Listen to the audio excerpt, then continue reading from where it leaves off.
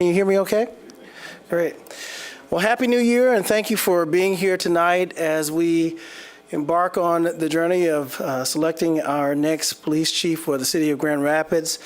I do want to begin by thanking Chief Payne for his leadership over the past couple of years and has done a good job leading us through some very difficult times. And so I appreciate it, but we are looking forward to the next chapter in our city's future. And tonight we have candidates, we have guests. They are guests in our city, and we welcome them as they continue to be a part of this interview process. And just like we're interviewing them, they're also interviewing us in our community. And they've had a long day today, as they've had several meetings since 8 o'clock this morning, and we'll continue to be meeting with you, both those of you who are here and those that are joining us online virtually. We'll have more information about the details for participation, but I want to thank our partner and consultant that has been helping us through this very important decision, Mr. Gary Peterson, who is the President CEO of Public Sector Search Consulting Firm and has done a good job in helping us engage both community as well as bringing us some very qualified candidates for us to consider tonight. So I want to thank him as well and thank all of you for being here. This is a very important decision, one in which I am responsible for making but choose not to make alone, and need the engagement of both our community as well as members of the city staff, department staff, both in the police department, outside the police department, and other law enforcement agencies, residents, neighborhoods, businesses. This is part of the inclusive process that we've embarked for this very important decision. So I want to thank you for being here. And so you'll hear from the candidates shortly. They will come out, and Mr. Peterson will now provide us a little bit about the process for tonight. Before I sit down, I would like to thank our city commissioners for being here. Commissioner Asasi, Commissioner Jones, Commissioner Moody, Commissioner O'Connor, and did I miss anyone? I want to make sure I acknowledge the Commissioner. I did see other elected officials here. I see that our county Commissioner Womack, he was here earlier, and our Kent County Prosecutor Becker, to see him here this evening, and others. And it's hard to see with mask on. I'll just tell you. First of all, I wear glasses. Secondly, it's hard to see with mask on. So thank you all. Thank you. But most importantly, again, thank all the residents for being here, who really make up the very vital, important part of our community. So with that, I will now toss it to Mr. Peterson. Thank you, Mark. Appreciate it. Tonight, you'll be hearing from 3 candidates. They'll all be asked questions that were submitted by community members through an online survey tool, or submitted on YouTube or Facebook through the virtual space, or a question from members of the audience who are here today. I want to make everyone aware that there are comment cards on the table outside the Commission chambers, and we'd encourage you to complete those comment cards at the end of the night. And so City Manager Washington has that additional feedback from the community. You know, and when we did this, when we collected the survey, we got 46 results from the community. And of those 46 results, there were numerous questions in those. So we combined those questions with similar questions and then edited them for clarity. So based on the turnout tonight, I'm not sure we'll get to all of those questions from my space, but I'm sure we want to hear more from the community than me. But I want to respect and honor those who submitted questions online. So the format for tonight is we're going to see each candidate for approximately 35 minutes separately. And we're going to provide each candidate with an opportunity to introduce themselves and tell the community why they want to be the police chief here in Grand Rapids. And then I'll ask a question that was submitted or formulated for each candidate, and then I'll invite members of the community to the microphone to ask a question. And if your question has already been asked and answered, I will point that out and ask you to ask a different question, please. And when someone submits a question online, I'm going to get a notification, and I may intermittently let you know that I'm asking a question that was submitted in the virtual space. So with that having been said, I would like to invite Chief Jim Blocker from Battle Creek, Michigan to the podium. He's our first candidate. Thank you, Chief. Thank you. And Chief, would you take 3 or 4 minutes to tell the Grand Rapids community about yourself and why you want to be the police chief here? Yeah, thank you. Well, first of all, thank you all for coming out here tonight. It is cold, it is windy, and to have this kind of showing speaks more about the community and yourselves than anything else. You know, when we moved, I lived in Grand Rapids with my wife about 27 years ago. We both went to school here, and subsequently our 2 oldest children have gone to school here. And we've been back and forth from Grand Rapids for just a number of years, pretty much throughout my entire tenure.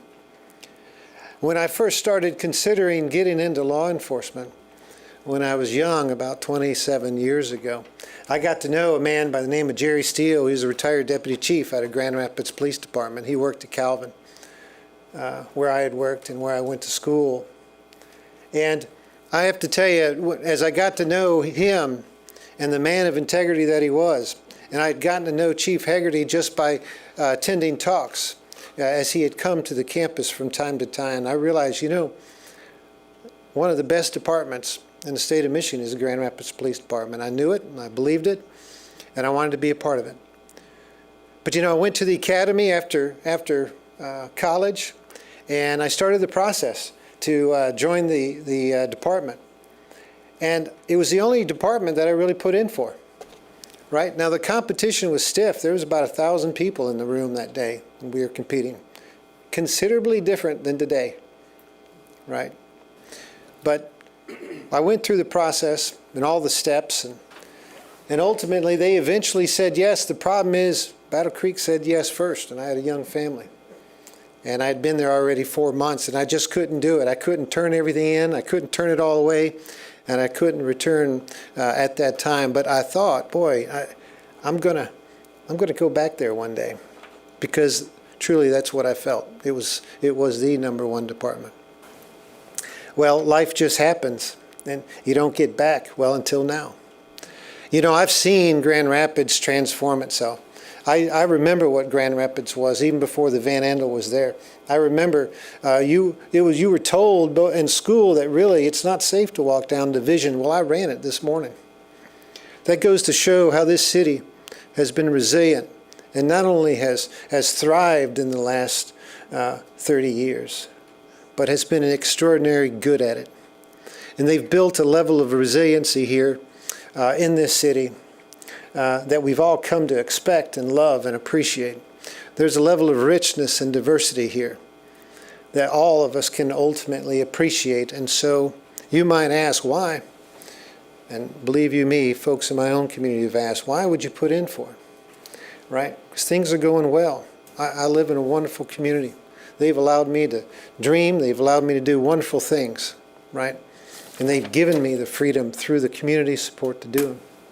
But the reason why is I think that law enforcement in general, we are this is a pivotal moment, a real pivot point, as we've come away from defunding the police back to refunding the police. But the key here is the community is going to demand that we do it differently.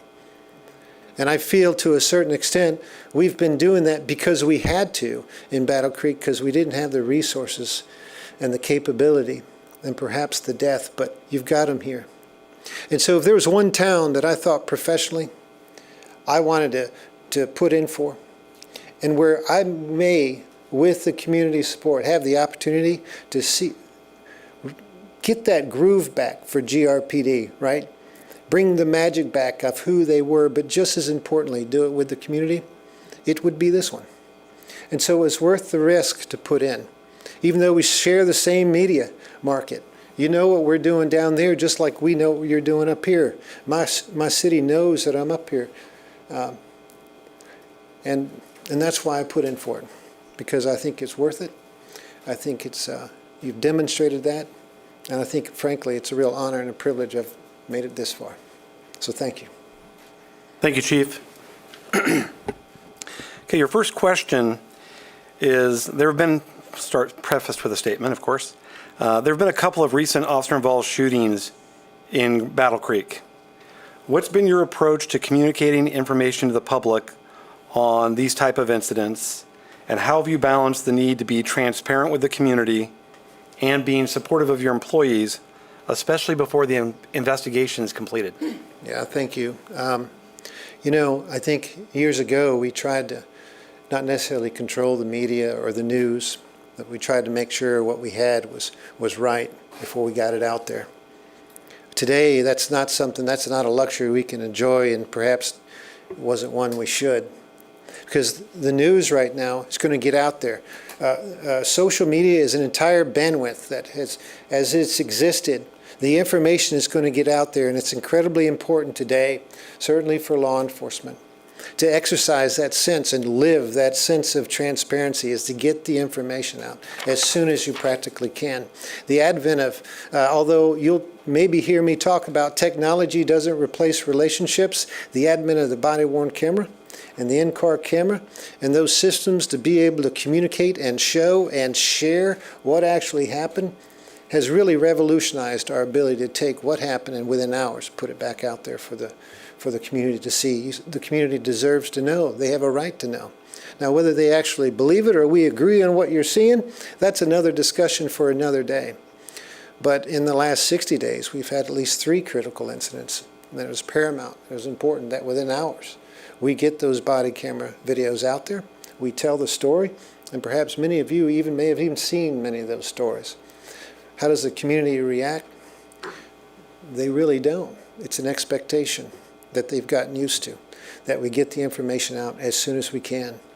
And that's simply why I do it. Thank you, Chief. Yeah, at this time, I'll invite anyone that has a question to step up to the lectern and ask it. Okay, please state your name and where you're from, please, for the record. How you doing, Mr. Blocker? My name is DeAndre Jones. I stay here in the city of Grand Rapids. I'm very, very active in the community. I just want to know, with the 3rd Ward being the ward that's the least invested, I know, as you know, as a police chief, as you talked about resources, there isn't a lot of investment, and that causes a lot of poverty, that causes a lot of violence.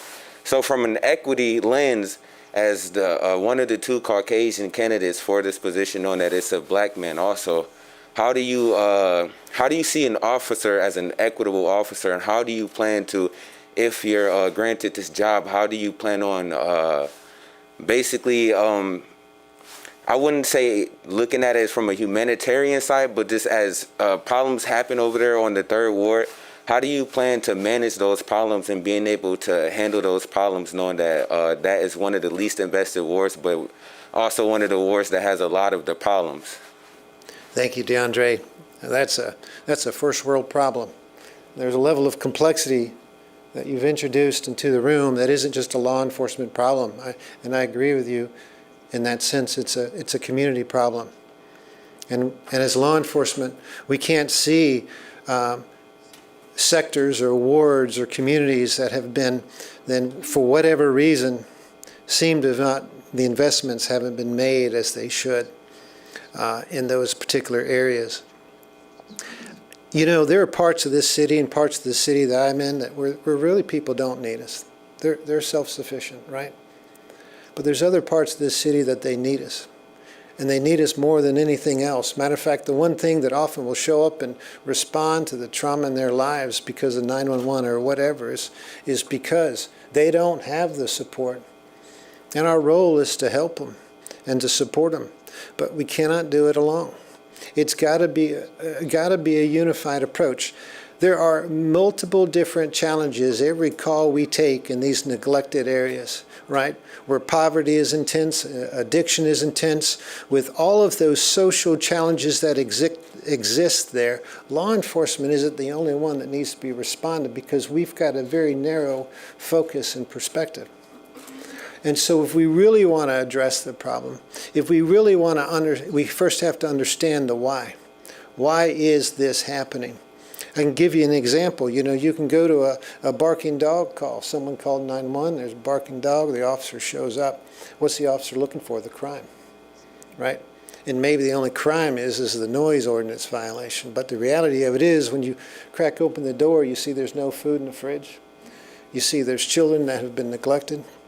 You see that it's during the day and they're not in school and they probably should be. And perhaps you see other challenges. The key is having officers that have the capacity, depth, and reach to reach out to the right resources and have them on the spot in support of you. And I don't mean that 1-800 number. I mean you can reach out and call Megan from mental health. You can reach out and call someone that you know, you've worked with, co-responded, and trained you. And in our community, about 7 years ago, we started to build out what we call our Community Fusion Center. Matter of fact, we started the concept in our old facility, and I was blessed enough to be able to build a brand new headquarters, and we actually designed it around this concept of the Fusion Center. And that means bringing in those skills and those resources to come in, train, work with, and support, and ultimately one day the Holy Grail is co-respond with us. So once the officer responds to the barking dog, right, they're able to stabilize it, secure it, stabilize it, but ultimately hand it over to the right people to actually start to address the multitude of problems that are existing in that home. Multiply that by 10 homes, 20 homes, and 500 response later, and then now suddenly you're starting to make a change. Now 911 means something. And that's, of course, that's the direction that we have been taking for some time. And again, law enforcement will always struggle. There will always be this sense of turbulation and agitation if one part of our community feels like they're not getting the service like everybody else. And the best way to deal with it is address it, but address it appropriately. I hope that answers your question, DeAndre. It does. Thank you. Yes, sir. Thank you. Ask someone else to step up to the lectern. Good evening. My name's Lucas Leverett. I've been here for 7 months from Nashville, Tennessee. So I had an intro written. I'm just going to wing it. As a fellow out-of-towner, I believe that having 3 candidates that don't come from the ranks is a good thing. I've seen it affect positive change in Nashville. Best things we did were out-of-towners. I would like to piggyback a question, Gary, if you get a chance after this. I would like to know the fate of female candidates. We do have an all-male panel tonight, but we have a lot of great women serving. So I'm curious about how that worked out, if you can address that after we're done. Mr. Blocker, I appreciate you being here. I hope the other gentleman can hear the intro portion, because I'd hate to repeat it, but during the process, each of your resumes and biographies have been a focal point offered to the public for review. In those, we can see a variety of backgrounds that speak well of your qualifications, and in some cases, raise red flags in other ways, depending on the perspective brought to the equation. Mr. Blocker, your profile highlights a heavy overlap of military service. This isn't much of a departure from the already overly militarized police presence in America.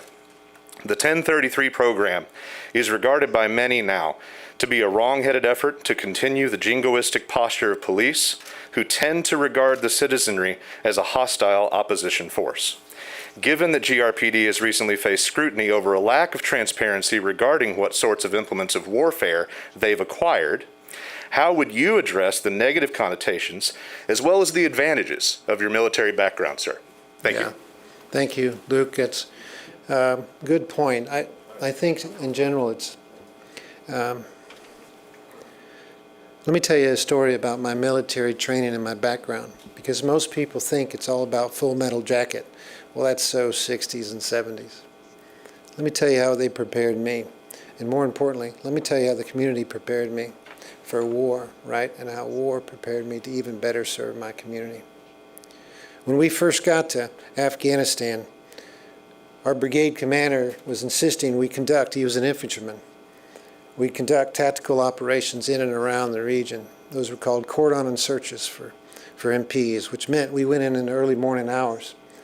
And on these hot days, and they were truly hot days, the men would leave really early in the morning, and they wouldn't come back until mid-afternoon. And so what did that mean? That meant right after the men left, we would show up, not intentionally, it's just the way it happened, right? And then we'd start to search and for illegal weapons and contraband, explosives, and all the things that were a threat to us because we were under a threat, a high threat at the time. You know, the only thing we really accomplished by doing that was ticking off a bunch of mothers and scaring a bunch of children. And then, more importantly, when those husbands would come home, whether they were a member of ISIS or the Taliban or not, boy, they sure thought about it because they had to deal with that. An angry wife and upset children. We weren't making friends. So I started to think differently, and I said, listen, sir, you know, what do you think if we, instead of doing it this way, why don't we throw a party? Not figuratively, why don't we get to know the elders? And why don't we see if we can meet with them, join them, have tea, ultimately share a meal together? And you know what? And I told him, I explained to him my experience with community policing. I explained to him and closing the gap and developing and deepening the relationship and deeply listening to the concerns of the community. Not the problem we thought existed, but the real problem because they know it more than we do. I think it's going to be a better approach. Not only was it a better approach because it was lessons learned in my own community that I could apply, but the military also taught us that, listen, we're all about thinking differently. The one value of the military, unlike many militaries across the country or across the globe, and I have been in a room with many of them, is the U.S. military is so incredibly diverse. We have so many different perspectives. We can be so much more creative in everything we do. The one thing frustrates our enemy is we don't follow our own doctrine. Whereas many of them are incredibly homogenous and closed-minded and just do things a certain way. So knowing that, these ideas about the Fusion Center, trying to work with and relate to the community is that's what the military, that's the gift and the benefit that the military has given me. You're talking about the 1033 program and the militarization of police. Clearly there's malevolent actors out there that want to hurt your sons and daughters who serve as police officers. And we have to do all that we can reasonably to protect them.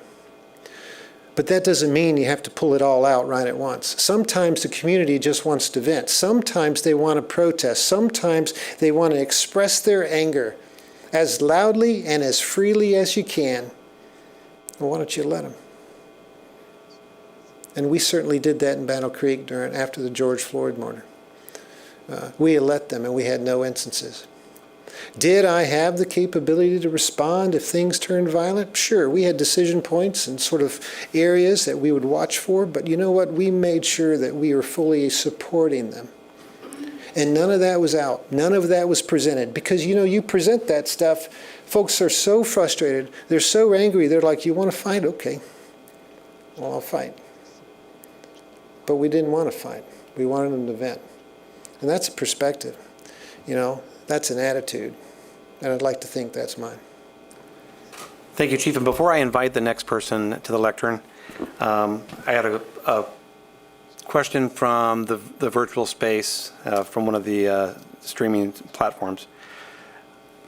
If selected as a new police chief for Grand Rapids PD, what would your approach be to gaining or earning the community's trust? You know, I tell you, the moment you can seize a person's trust, that one interaction at a time, is the moment you should never let go, and you should exploit it as often as you can. One way I do that, I shared earlier, is about getting the information out there. There's really no secrets in policing. There's really nothing that we need to necessarily protect unless we're trying to protect the integrity of a case and a life of a victim, right? Well, but I think we all appreciate that. But that transparency and that sense and understanding of what is going on, how and why we do things is very much a part of our role in policing. You can't just make an assumption everybody understands it.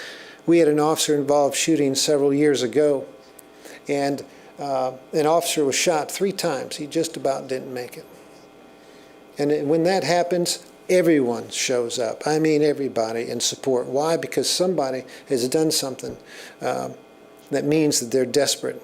And if they're going to shoot an officer, an armed officer, right, one of your officers, right, who carry your authority, then they're more than willing to do anything. And they're going to be desperate. And so we responded to that.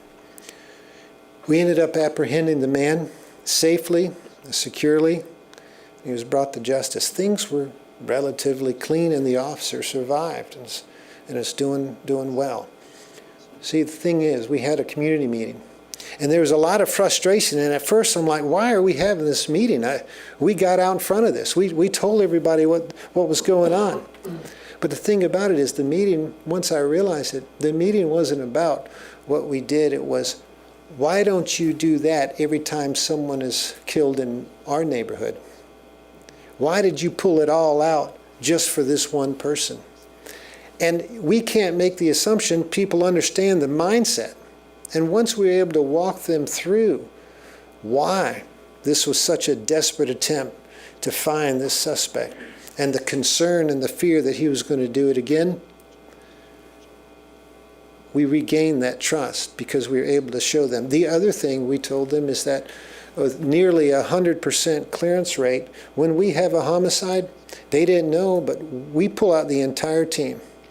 I have no less than 23, 25 folks working a single homicide in that first 72 hours. After that, your hope of evidence and really results in that of diminishing returns. And I think that is one reason why we pull it all out. They're costly, they're expensive, but I think a human life is worth it. But we owe it to the community to explain that. And so that's why. Thank you, Chief. Yes, sir. Invite gentleman to the podium. Good evening.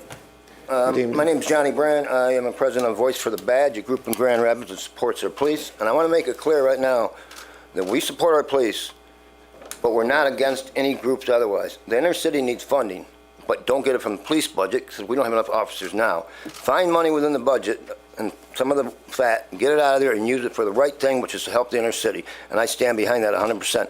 But I'm not really impressed. You sound like you're more apologetic to do this right for them. How about the police? How about your police? They have the worst morale here right now you could imagine. We're short officers, are working like heck, no appreciation, no respect. And I'm just saying from the city all over. But we need officers. I mean, if your response times are high, I mean, you got to deal with these things. You got to go before a commission. One wanted to be fun, and she didn't know what she was talking about. It was reckless. She was a freshman commissioner. She doesn't like police from an incident in the past for herself. Mr. Brand, do you have a question? Yes, I do. For the Chief? I'm sorry. Yeah, I'm Could sorry. you state it, please? I will. Thanks. As far as how are you going to address the fact that we need additional funding for the GRPD, if you agree? You know, I was asked, I'm going to answer, I guess I'll answer your question angularly, right? I've been asked by many chiefs, local chiefs, hey, why are you putting in from Grand Rapids? Things are going well where you are. Why are you trying? The simple answer is because there's cops here. And I love cops. I love the work they're willing to do on our behalf. I recognize the fact that when they close their eyes at night, they see things that most of us don't have to see because they take it all in. I recognize the sacrifices that they make. I recognize that roughly 1 out of 4 has a substance abuse problem and the divorce rate is over 50%. That's a problem.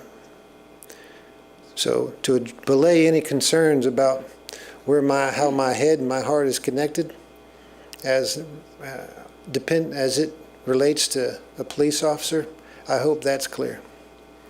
I also hope you understand that we have relied on police officers to sort of do everything. And that's where the agitation is. And you know, officers will do anything you tell them to do. They will.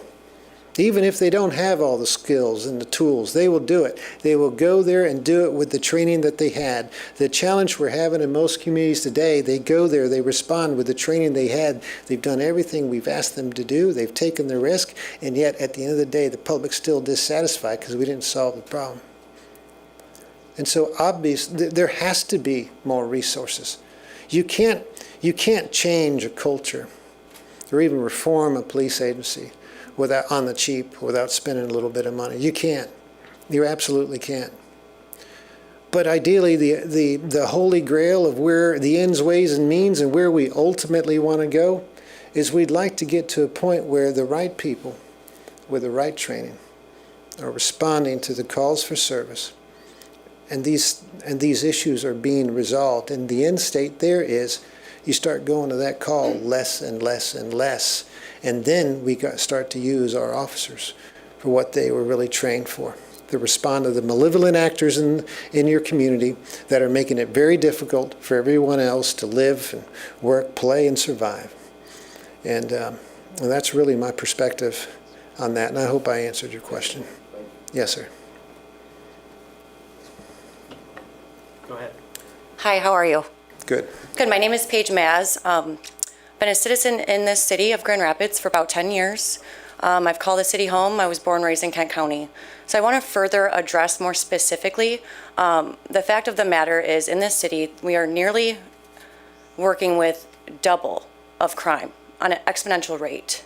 In addition to that, our service calls for our officers are nearly doubling, specifically from maybe 70,000 to 110, 120,000 calls, but we're still dealing with the same number of street officers. So my question specifically is, how would you address the fact that there is a shortage in street officers currently, and how are we going to figure out a way to reallocate out of the current budget to address that current issue? Because as a citizen that lives in the city, I'm seeing a decline on my streets. Neighborhood families are leaving. Yeah. I've had my car broken into 5 different times within the past year. The loitering, the looting, it's on the rise. And our street officers are becoming overworked. That's a familiar problem. Thank you, Paige. I think we need to be honest about ourselves and see ourselves a little more clearly. Crime is on the rise, and there's multiple different reasons for that. You know, some of it is because of the massive amount of guns out there, right? Some of it is because of COVID and the reduction of social support programs out there, or the lack of interaction. Some of it is because law enforcement naturally has pulled back because of COVID restraints, or some of it is simply depolicing because they don't want to take the risk, right? There's a multitude of reasons. There's just no one thing. Matter of fact, criminologists are still arguing why crime went down in the 90s. So they're currently studying why this phenomenon is happening right now. But to your point, you can't also draw the conclusion that more cops is going to actually reduce crime. I think it may. I think a better way of approaching it is the and solution, which is, as I said earlier, you can't reform, you can't address community violence on the cheap. You're going to have to make the investment just like you've done throughout the entire city, right? And the benefits of doing that are going to create a secure and a stable environment, so you're not worried about your car being broken into. We're also concerned of the safety of the citizens. Yeah. So if you're not concerned about your car being broken into or the safety and security, you perceive that there's a sense of that this is a safe and secure operating environment, you're willing to stay here, invest here, and make a life here. But it isn't just on law enforcement, and that's where I keep trying to explain that yes, law enforcement has a significant role in this equation in the work forward. We do it every day, and it's a similar problem in my community. But we also know there's a lot of other agencies with budgets themselves that can contribute to help support some of these challenges. And most of them are not just complicated, they're complex. But I don't disagree. And I'll just reiterate, you can't do it on the cheap. Because if that's where you're saving money, it's just not going to work. Thank you, Chief. And before I ask the next person to come up and ask a question, I'm going to provide you with a question from the virtual space. Are you familiar with the Cure Violence model? And if so, how are you prepared to partner with Cure Violence? I am not familiar with the Cure Violence model. Okay, thank you, sir. And I'll invite the next person. Thank you, ma'am. Good evening. My name is Sarah Hampton, and I'm a resident of Ward 3. And I do support law and order, but I do not support police misconduct. So my question is, what policies are you going to implement to ensure accountability for officers who engage in continued acts that violate department policy and create harm and disharmony within the community? And I say that because you can't blanket an entire police department. My daughter was a police officer, so this is for those that continuously harm our citizens, continuously. Misconduct, harassment,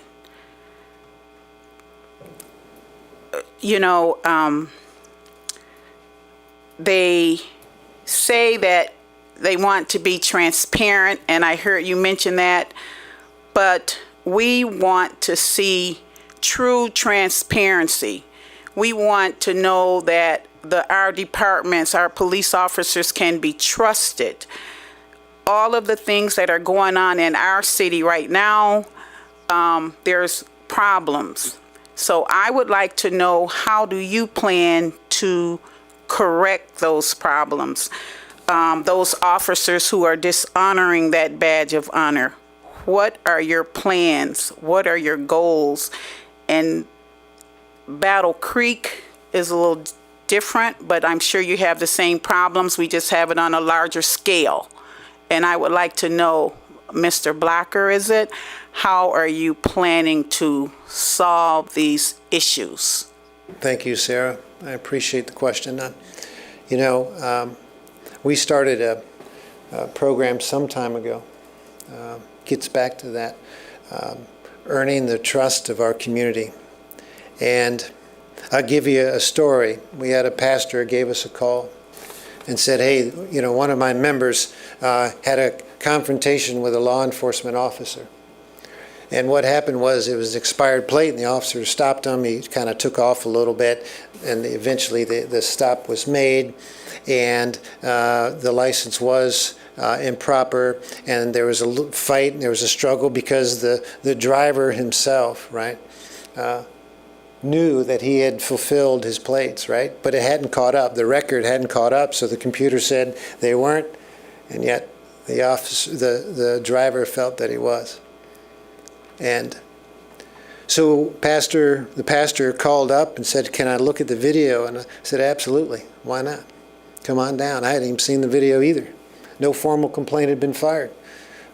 We just let him come in and watch the video with us, hit play. You can't put the toothpaste back in the tube. You just got to let it go. It is what it is. And so we let him freely watch that. And when he was able to see what happened visually and understand the circumstances, we then had a unique opportunity in this case, but we've done it many times since, is to grab the officer and that person again and come together. They eventually did a ride-along together. See, that's that restorative piece. There's the action, and there's how we react in a way that's fully transparent, and then ultimately it's the restoration piece. And that is key. That officer learns a little bit something, and that resident learned a little bit something about the officer. And that was key. And I tell you, it's one relationship at a time, one opportunity at a time. Now, you spoke about routine violations. There's technical means of doing it. Whenever an officer fills out a use of force report, we know that. And after a certain number are filed in a certain period of time, it's called an early warning system, they come in various forms. Well, we have that to where once that happens, that triggers an audit, where we then take a look at, okay, what's going on? We review videos, in-car videos, we look at reports, we talk to supervisors. That happens more routinely. And sometimes these things are well explained, and sometimes they're not. And when they're not, we're obligated to investigate. And we do. Okay, thank you. Thank you. Thank you, Chief.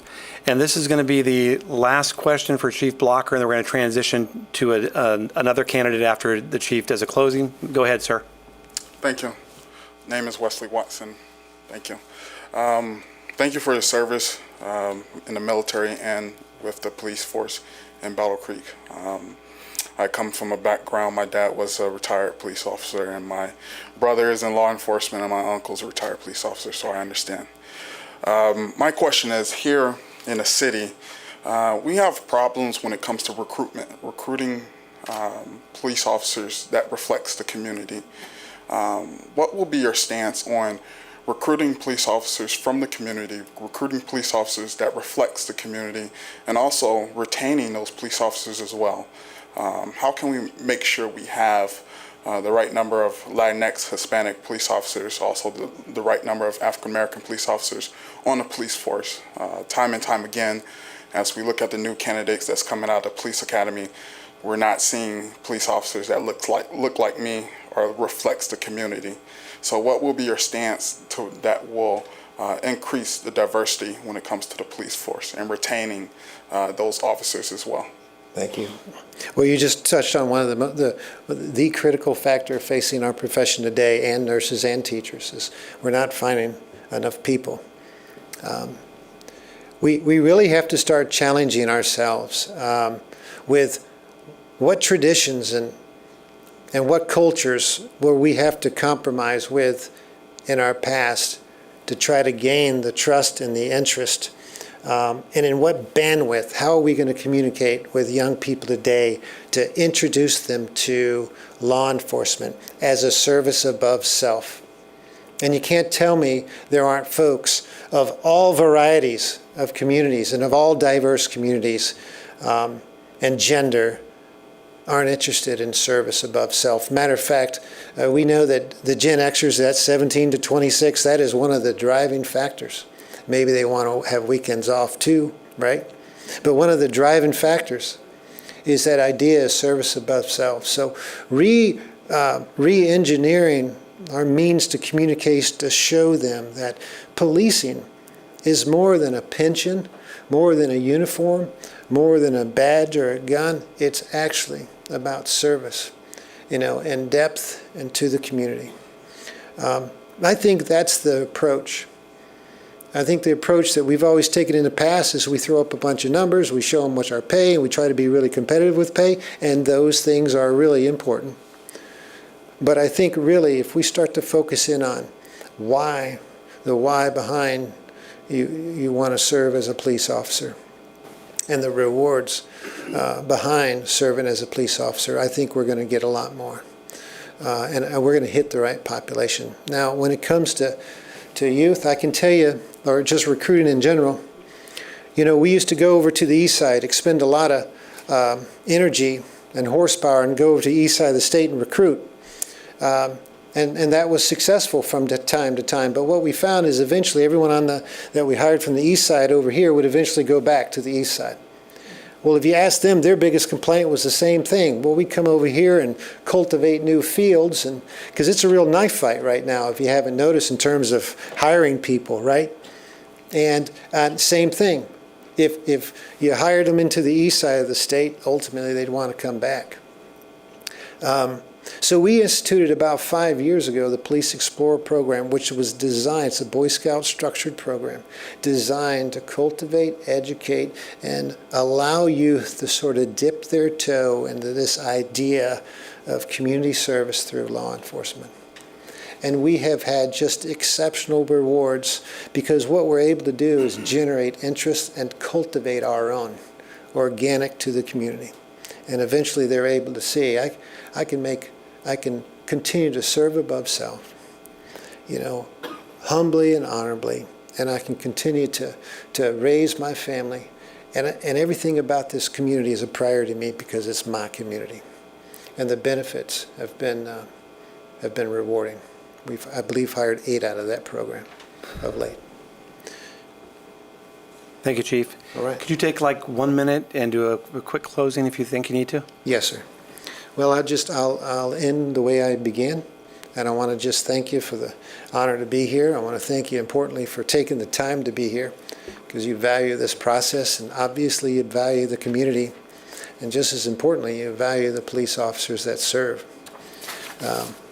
This is an incredible community. Like I said, I've watched it grow. And you have an incredible department with some incredible officers that are just poised to take that next step. and it'd just be an honor to be a part of it. Thank you. Thank you, Chief.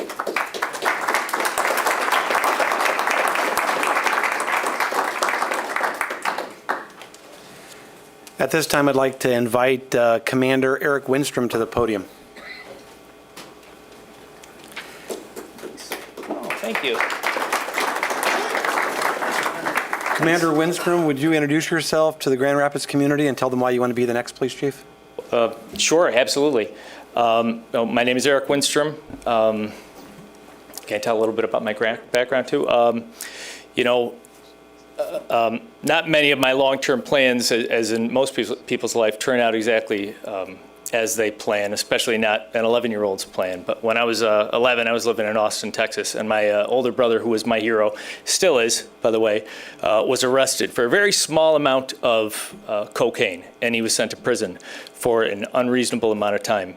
The impact that that had on 11-year-old me stuck with me to the point that at 11 years old, I wanted to change policing. I wanted to tear it down, replace it, whatever. I was so infuriated with what I saw was injustice, with how I saw it impact my family and my brother, who's a great young man.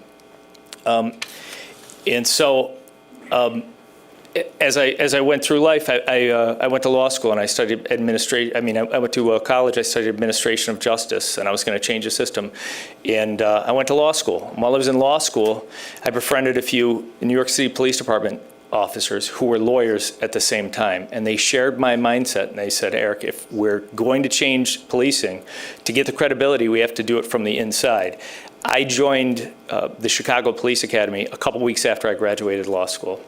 I started in 2000. I worked on the south side of Chicago in some of the busiest neighborhoods. And in 2013, I got my first really exciting assignment. That was to take over our child sex crimes investigation team for the entire city. Extremely rewarding work. The 25 men and women who work there are incredible. I moved on from that, and I was actually positioned to be an attorney for the police department. So I had kind of landed my dream job. I was able to advise on policy for the whole department. As things changed in policing, essentially a young man was murdered by a Chicago police officer a few years ago, and I became the head of the first commanding officer of a unit called the Office of Reform Management, which is like my dream job. We're finally going to change things. And it was a unit that was specifically created to take the Chicago Police Department from this warrior culture and move it to a guardian culture, to take the best practices across the country in use of force and accountability and put that in place. And so I got to see in real time and be a part of this just tremendous culture change in the police department moving forward. It was such an honor. So looking back, 11-year-old me, it was exactly where I wanted to be, and it felt so good to make that sort of change in Chicago. Fast forward to February of 2020, I was honored to open up a brand new detective area on the northwest side of the city, where I work with what I would say are the 200 finest men and women in the Chicago Police Department seeking justice for victims across the city. It's truly an honor to lead them. So why Grand Rapids for me? And you all know, and I can see it, it's a testament to the community that you actually care, that you want to do this right. You want to make sure that the Grand Rapids Police Department lands in the right place. Grand Rapids is vibrant, it's growing, it's diverse, it has the culture the culture and amenities of the great city that it is. It's such an exciting time to be in Grand Rapids, and it's such an exciting time and pivotal time to be in police leadership. The opportunity to take over this department is an incredible one. You know, the vision for the Grand Rapids Police Department is to make Grand Rapids the safest mid-sized city in the country, and to make the Grand Rapids Police Department the most trusted police department in the country.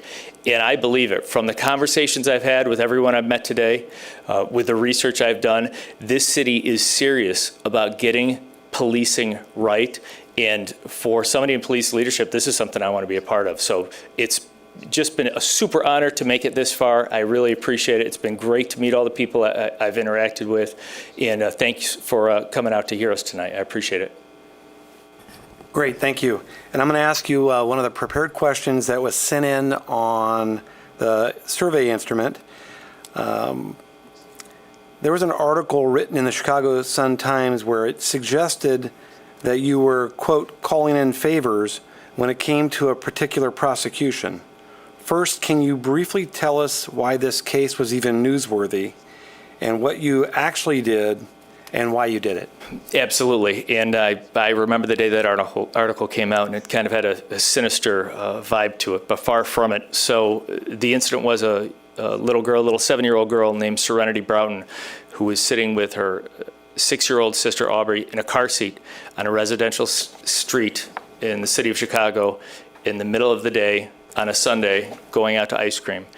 And just an evil, evil man who had a vendetta against her uncle opened fire with a fully automatic weapon and filled the car full of holes, killed the little 7-year-old girl, almost killed her little sister Aubrey, who's such a brave girl. We've stayed connected with the family this whole time. And my detectives and my supervisory staff worked round the clock. And this really hit us.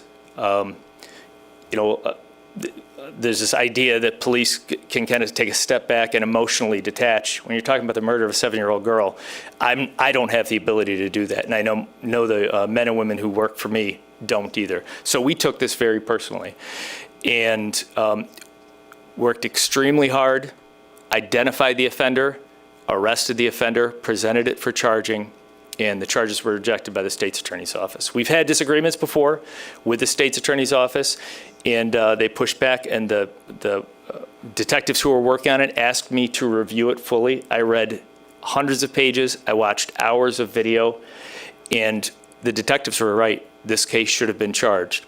So I called in a favor by calling over to the state's attorney's office and say, you gotta review all the evidence that I reviewed. This guy is guilty.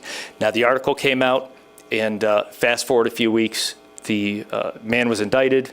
We arrested him hiding in a makeshift hideout underneath some stairs, and he's in jail now awaiting trial. So yeah, but the Sun-Times kind of got it wrong. Thank you.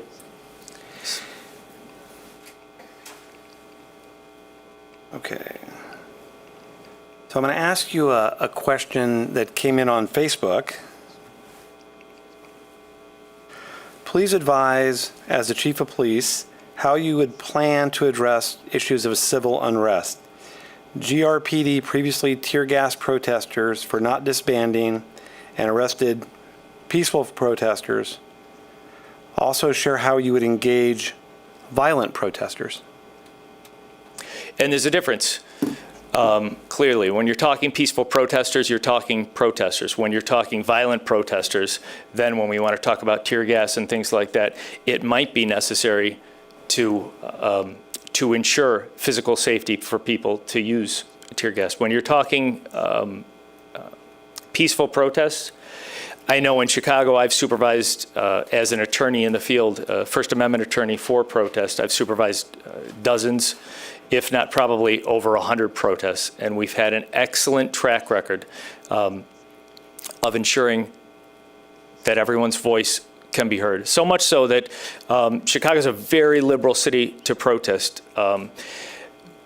You can have a permit.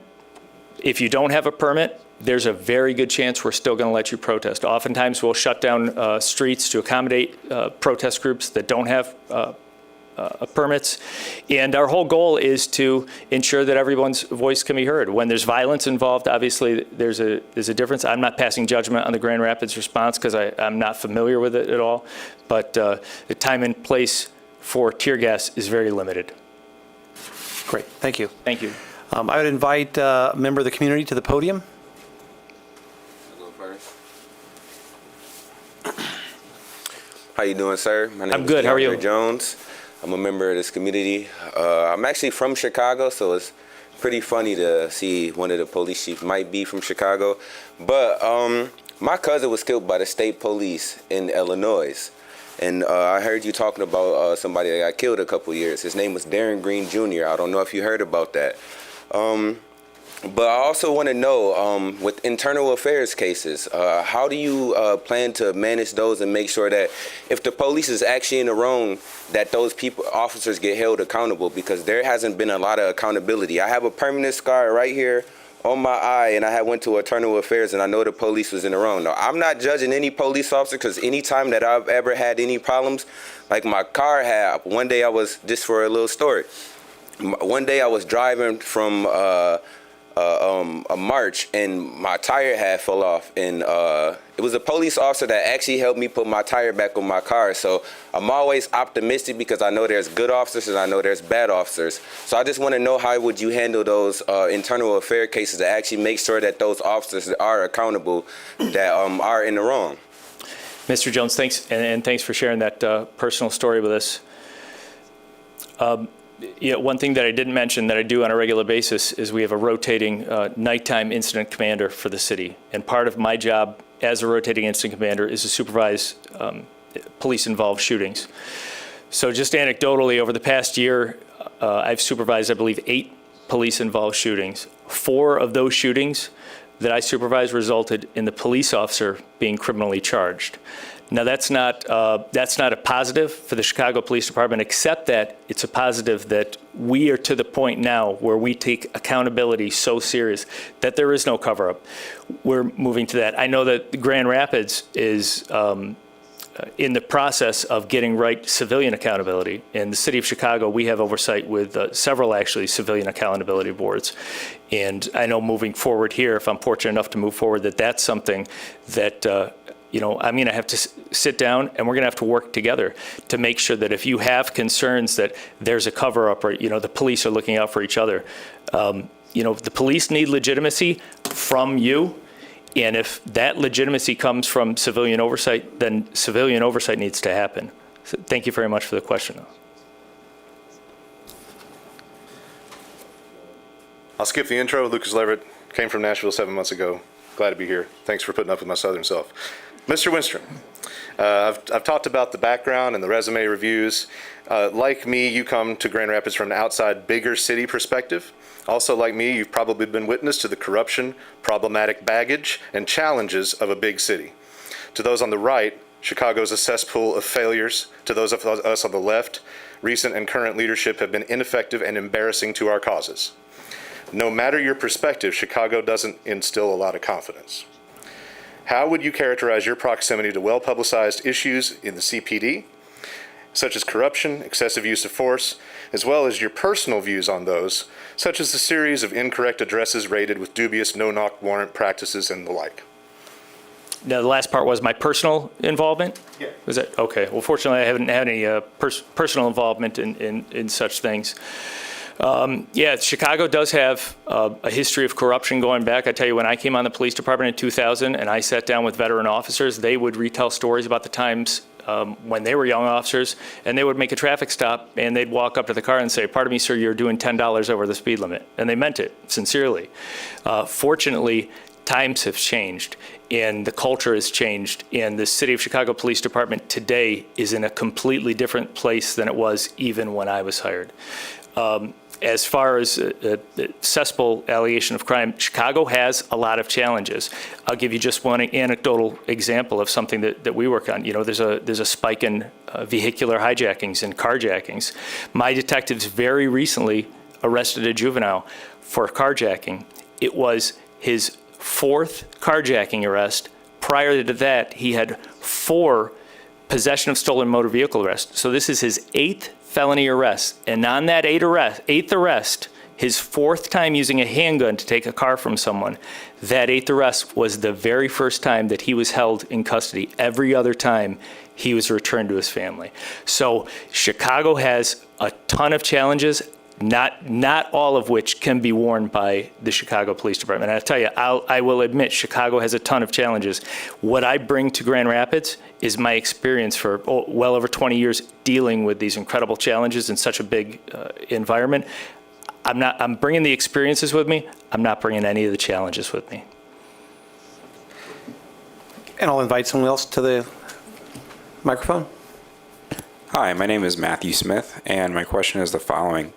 How do you respond to calls to defund the police in a constructive way, that is, in a way that doesn't simply brush away the underlying frustrations and issues that have been expressed by the movement, particularly with respect to lack of funding for community resources, excessive use of force, and over-policing leading to unfavorable outcomes? That's a great question, Mr. Smith. I appreciate it very much. Yeah, and to be honest, I think probably, if we're being honest, every single person in this room would love to live in a world where we can defund the police and we don't need the police. Unfortunately, where we are today, that's not the case. So it's, can we take activities that police are doing and maybe they don't need to do and use those resources for social services. For example, mental health response. We recently in Chicago started a pilot program for co-responding model of mental health, where you call 911 for a mental health crisis, and it's not just a police response that shows up. It's a police officer team with a paramedic team with a clinician. So ideas like that, very open to. Any sort of defund the police, like I said, in a perfect world, that would be amazing. But you and I both know that it would have to be done thoughtfully and have to see, is there a reason that we're sending individual in uniform with a gun to this call for safety? That seems to be a police call. Is it a call that maybe somebody not armed can accomplish? That's the sort of things that I would look at to say, you know, we can reallocate resources for that sort of situation. Thank you. Thank you, Commander. Before the next person comes up to the microphone, I want to ask a question from Facebook. Commander, please tell us about any equity work that you've done in your previous roles, and how do you plan to recruit and retain officers, specifically officers of color? When I was hired by the Chicago Police Department, the Chicago Police Department was primarily filled with police officers that looked like me. I think I ran the numbers last week. As of last week, male whites only account for about 31% of the police department. But recruiting and retaining officers is a real challenge, made more difficult by the current climate of policing. And so, you know, how you accomplish recruiting in this day and age, you have to take advantage of all the opportunities. And I'm talking social media. For diversity, we have a team in the Chicago Police Department that visits historically black colleges. And but really the trick is, what you want to do is you want to make the police department a great place for everyone to work. Word travels quickly in the police community. If you've got the reputation in Grand Rapids of that's a police department that embraces diversity, it pays a good living, and it treats officers well, you're not going to have the same challenges as elsewhere. So that's really the solution, is making the department a great place to work for everyone, and that's it. Thank you. Ma'am? Hello. I am the Executive Director of External Outreach, as well as on the Executive Committee with the NAACP.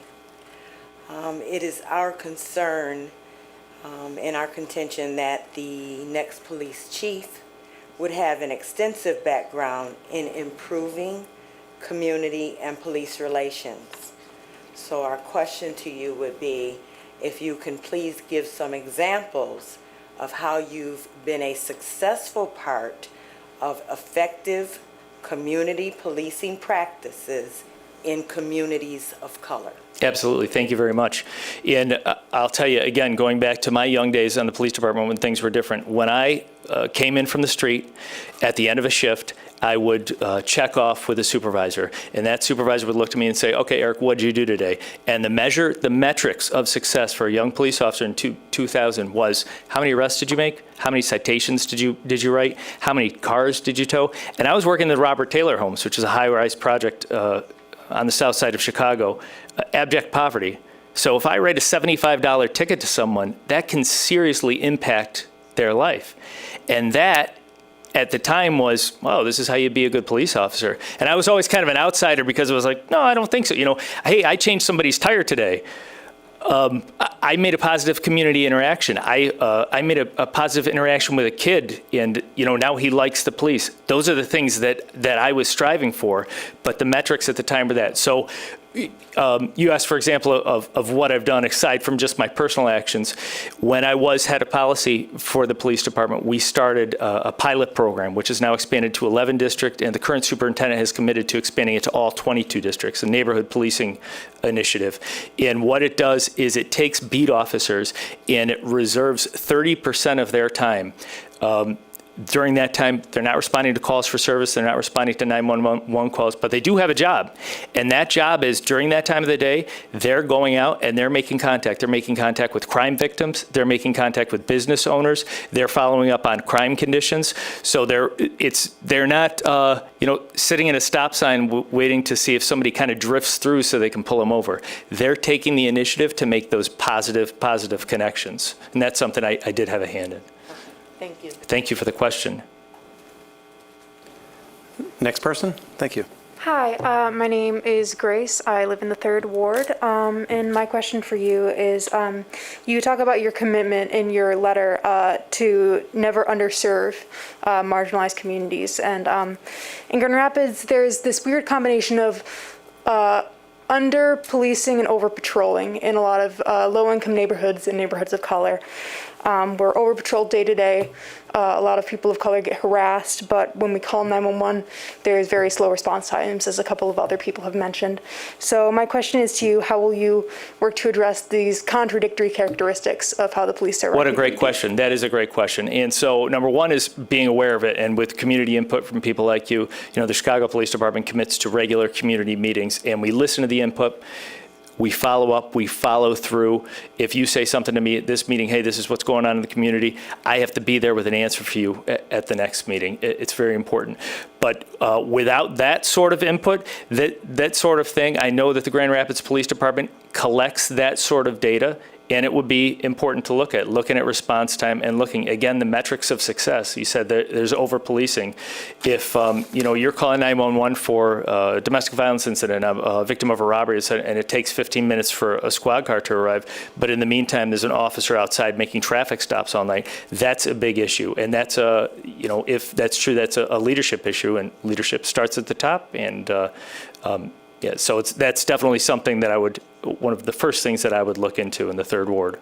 All right, thank you. Thank you for the question. Next person? Hi, thank you for coming tonight. My name Thank is you. Mike Williams. I'm a longtime drug policy activist, 39 years in Grand Rapids. I appreciate you sharing the story about your brother and, how that set your eyes on the need for reform in policing. And you also had talked a little bit about discretion of the police with the gentleman with the carjacking incidents. They made the discretion to take him home to his parents. When we talk about problematic substance use, usually this is a mental health thing. It's not necessarily, some malevolent intent going on with drug possession, drug usage. How do you, if you were made police chief, how would you create a more holistic response to address this from a public health standpoint rather than criminal justice? Yeah, that's a great question. And when I was in patrol, I'd see the same individual being arrested over and over. And I'm like, where's the positive impact that we're having on anyone involved in this? We in the Chicago Police Department have what we call a narcotics diversion program, where we'll get in not drug sellers, because I will say that the sale of drugs does drive violence in the city of Chicago. But drug users, you catch somebody with a gram of rock cocaine, that's not the drug kingpin that's driving violence in Chicago. That's somebody that's likely has a dependency issue. And so we've created a narcotics diversion program to move those out of the criminal justice system and toward drug counseling. So looking at those sort of options here would definitely be important. It's how are the police officers spending their time? If we're spending our time arresting low-level drug possessors, it's probably not the best use of a police officer's time, in my opinion. Okay, before we have the next person, I'm going to ask a question that was submitted through the online survey. Commander Winstrom, what strategies would you use to reduce gun violence in Grand Rapids?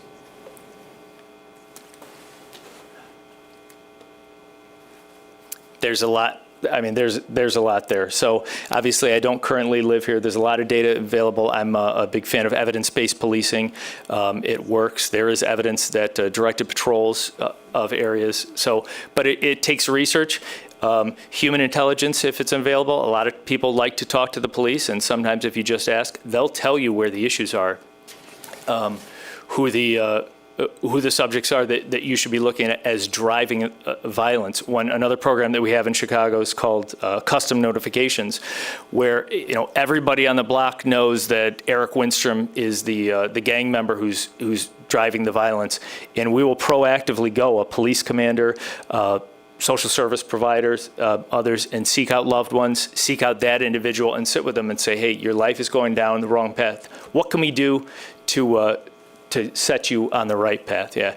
As far as gun violence altogether too, I know that this has been an issue here that, there's voices on other side. We utilize ShotSpotter in the city of Chicago, and that I would suggest at some point in time that it's a discussion that should be had, because when you're talking about, people getting shot and people getting killed, that value of that we've actually seen quite a bit in the city of Chicago, because it is very good technology and it offers good data too, to know that we might need to sit a police car in this area because there's somebody shooting over there on a regular basis. So, yeah. Right. Thanks. Thank you. I would invite you to the microphone. Hello, Russell Olmsted, West Side, Grand Rapids. I got, I guess, a question about accountability for building trust between police and community here in Grand Rapids. And it kind of comes back to the idea of internal affairs. Well, not even kind of, completely. I'm wondering if more specifically you could go into some sort of explanation of your idea of a healthy, functioning internal affairs unit, how there are different philosophies and schools of thought about whether or not it is something that can be done within a police force or should be investigated outside of the individual police force. And I'm wondering what your thoughts are on that, and what if you were to get the job under your leadership, what your direction would be for an internal affairs unit. Sure. Well, first, I'll answer the last question first, and that's transparency. It has to be transparent, internal and external. Okay, no police officer should be surprised that they get suspended or fired for some action. It's got to be clear what's expected of them, what won't be tolerated. External transparency: when you make a complaint, you need to know what happened to that complaint, and you need to know why. As far as the actual best type of accountability system, whether it's all internal, external, I know there's different ideas on that, but you know what? The people that sit in these seats here, they're the ones that listen to you, listen to the community, that empower the police to do what they do. And I believe that they've determined that there's a civilian police accountability system. So the legitimacy that the police get is from the community. If the community decides that there needs to be a civilian accountability system, there needs to be a civilian accountability system. So it's not, what does the chief of police think? Then it turns into, how does the chief of police work with that civilian accountability system and make it the best system possible? I do have quite a bit of experience that. We have 3 distinct civilian accountability systems in Chicago, another one coming online soon. So I've seen quite a bit of it, and I would have many great discussions with the leader of this one here. Right. Thank you. Thanks for the question.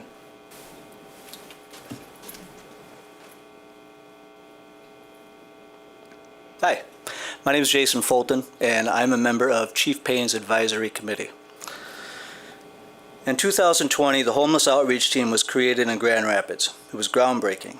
Today, that team is a collaboration of both the Grand Rapids Police, fire departments, as well as social workers and addiction recovery specialists from Network 180.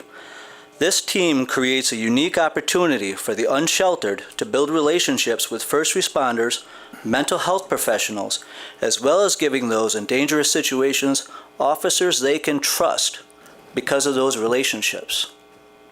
If you become the chief of police, how are some ways you would build on the success of that team, as well as metrics you'd look to measure against them? Well, that's great. Well, as far as metrics, it's not illegal to be unhoused. let's face it. But the interaction with people living in homelessness and police is statistically higher than people living in houses. That's just a fact. So the metrics would be, how often are we getting called to these areas?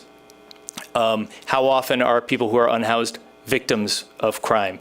So those sort of things. As far as building on that success, that sounds like a fantastic program. We have a similar program. We have homeless outreach officers in Chicago that do similar things. We have quite a few tent camps there. I would be really interested to hear more about that and hear if it needs more resources or what's working and what's not working. But it sounds like an excellent program. Thank you. Thanks. Great. Ma'am?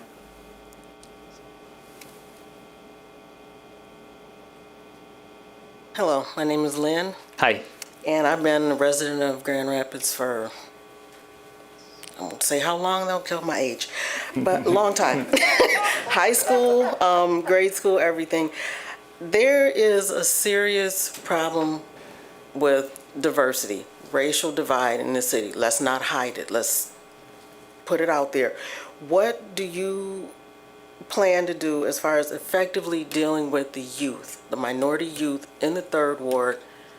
How do you plan to, work with them instead of always arrest and conquer? How do you plan to work with them? Wow. Yeah, that's a great question. So there's tons of youth programs available. I know it's not all about programs, but seeing a police officer in a non-enforcement situation in a program, in an athletic program, a youth police academy, Coffee with a Cop, Just with a Cop, seeing a police officer in a non-enforcement situation is good not only for the youth to meet with the police officer and say, hey, this is a human being, but it's great for the police too. And those sort of connections at that young age. And I don't know if there's a high school program here. We have a high school program in Chicago that Chicago Public School students can go through, kind of a Chicago Police Academy and get credits for it. They also create sort of a pipeline to the future of the police department when they make those connections and say, I want this guy's job over here. And 5 or 6 years down the road, now we have a great brand new Grand Rapids police officer. So there's a lot of opportunities there, and it's taking them. I know in the time of pandemic time, it's been a struggle for us, I'm sure for the Grand Rapids Police Department as well. So it's challenges. Hopefully that will subside, and those sort of challenges will diminish. Okay, I guess every child does not want to be a police officer, especially looking at what has transpired over the last several years. I'm sorry, but it's true. They do not. But and a lot of it has to do with what they have seen. Absolutely. And stuff, and what they've encountered or had to encounter, or a relative of theirs had to encounter. So, what would be your? I guess you kind of answered that, but what would be your solution? Yeah, and I'm with you. And I wish I had all the answers because that's a great question. Our slogan in Chicago, but I mean, back to my own personal story, I was like, I'm gonna change this. You want to change it? Okay, be the change. Come on, that's our slogan for recruiting in the Chicago Police Department. Be the change. You see something you want to change? Come on, it's your turn. It's your turn. So, yeah, I don't have all the solutions, but I am very much aware of that issue. All right. Thank you. I'm looking for them. Thank you. Chief, I'm sorry, Commander Winstrom, I'm going to ask you a question that just came in on Facebook. Are police officers who violate Miranda rights going to be held accountable if you were appointed the chief of police? And if so, how would you reprimand them? Wow, that's a interesting question. And legally speaking, if they're violating Miranda rights and it's a violation of their actual, I don't want to get too lawyerly on you. In custody interrogation. Yeah, so without getting too lawyerly, if it's an actual violation that harms someone, of course they should be held accountable. Absolutely. We don't, in 2022, you don't see the Constitution as an impediment to your job. That's the framework for how you do your job. There's plenty of examples of authoritarian governments across the country that have very little crime and very few civil rights. Like, that's not us, that's not America. So absolutely, when policing is done, it needs to be done constitutionally. Great. Thank you. Thank you. Sir? Hello, my name is Richard Schneider. I'm the executive director of a security company in Grand Rapids. Many of my guards have to work with police while not being police, and my question is, how do you plan, if elected chief, to strengthen the communication and teamwork between security guards and professional law enforcement? Absolutely. That's a great question, because there's so many more in the private field in security, and it's all about teamwork. You know, we have had a rash lately in my own area of organized retail theft. And we couldn't solve those crimes, and we couldn't stop them if we didn't collaborate with the big security companies, the one security guard at the store, et cetera. It's really collaboration. It's getting together. We hold meetings with, we have a long-standing relationship with Alta Beauty. We'll sit down with them. We'll have meetings. So it's getting together, talking about our common problems, how we can help you, and then, what you could do to have a positive impact as well, too. But, yeah, we value our relationship with private security in Chicago very much so. Thank you. Thank you. And we have time for one, maybe two more questions. Good evening. My name is Kelsey Perdue. I'm a resident of Grand Rapids. Good evening.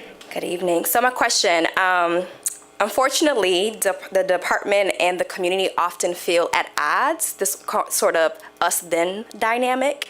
And I believe that for true reform to happen in the best interest of everyone, the new chief will need to keep officer morale high that will support reform within the department and have the support and the engagement of the community. So I would love to hear more about how you will balance building trust, accountability, and leadership with both of these really important groups. That is an in-depth question. Okay.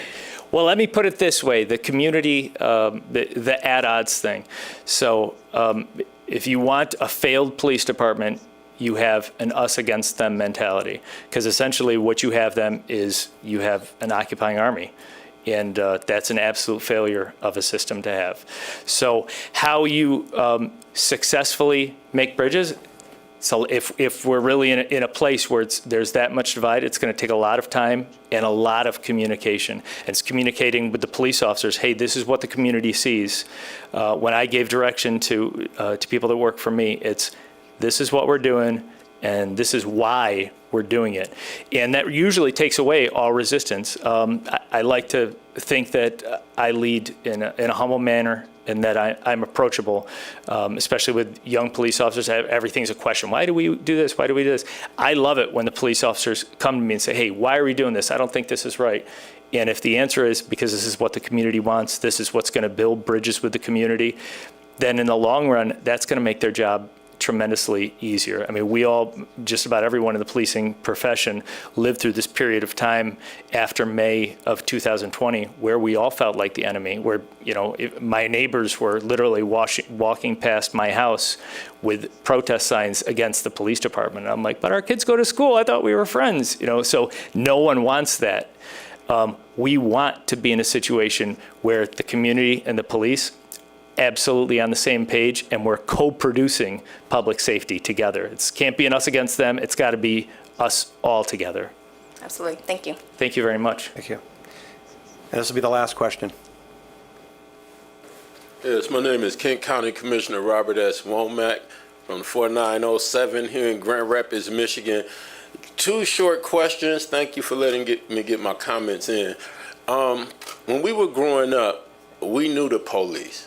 It wasn't always if you saw someone in a uniform, you said, hey, there goes the police. It'd be like, well, there goes Ralph. There's Maurice. Yeah. There's Andrew Rusticus. And, we definitely send our condolences out to the Rusticus family. He's an officer that did die during some training for the K-9 unit. What are some of the things you would do to help bring up police morale, but also for the police to also get to know the community on a more personal level, especially Absolutely. in the communities that they are policing? And not only us know them by name, but them know our children by name. Yeah. And some of the interactions with our youth have been caused by the police not knowing who the youth are and them not knowing who the police are beyond the badge. Thanks, Commissioner. I appreciate that. Yeah, and I think that they kind of go hand in hand, and it's making sure that the police officers are empowered and they know they're empowered, that they don't have to sit on that stop sign, they don't have to run radar. They don't. If there's, it's a two-part test. Is how that police officer spending their time having the most positive impact on the community, and is what they're doing, what they think they're doing, is it embraced by the community? And if you're meeting those two things, and in the scenario you described, oftentimes the best use of a police officer's time is going to be making those connections with the kids in the neighborhood. And that is fantastic for morale. I love interacting with kids on the street. When the kids are like, "Hey, police, how you doing?" I'm like, that's a great day for us. So I think they really go together. And so the solution really is making sure the officers are empowered to do those things and making sure they know they're empowered. Hey, I don't care if you write 0 tickets today. I want you to have as positive impact as you can have on the community. Thank you. If you are hired, appointed to this position, as I've heard one of the chiefs talk about ride-alongs with the police for the community to get to know more about what the police do and how they view their job, would you be willing as a chief to do a walk-along with me through the community without your uniform, without our suit and tie, T-shirts, baseball hats if you want to, if it's cold. Every week. Sneakers. As often as you want. And just walk along through the neighborhood and interact at the barber shops, interact with Cure Violence when they're playing basketball with the youth at our Boys and Girls Center, and just introducing you on a first name level. Absolutely. Thank you. Thanks. Okay, Commander Winstrom, would you take a minute to wrap it up? Okay. I spoke before and I couldn't get in this.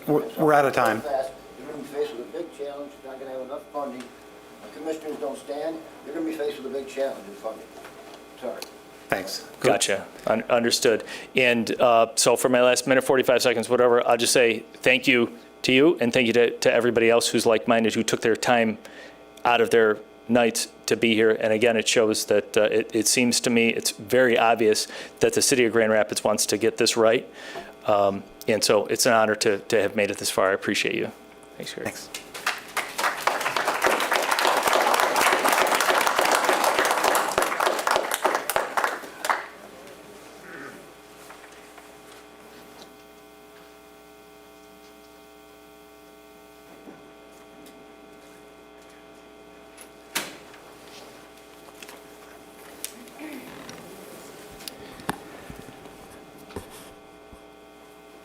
Mr. Jackson, welcome. Thank you. I would like to invite you to introduce yourself to the Grand Rapids community and tell them why you want to be the next police chief here. Thank you. Hello, everyone. Mr. Peterson, Mr. Washington, thank you for having me. Thank you for advancing me to this position. It is truly an honor to be here.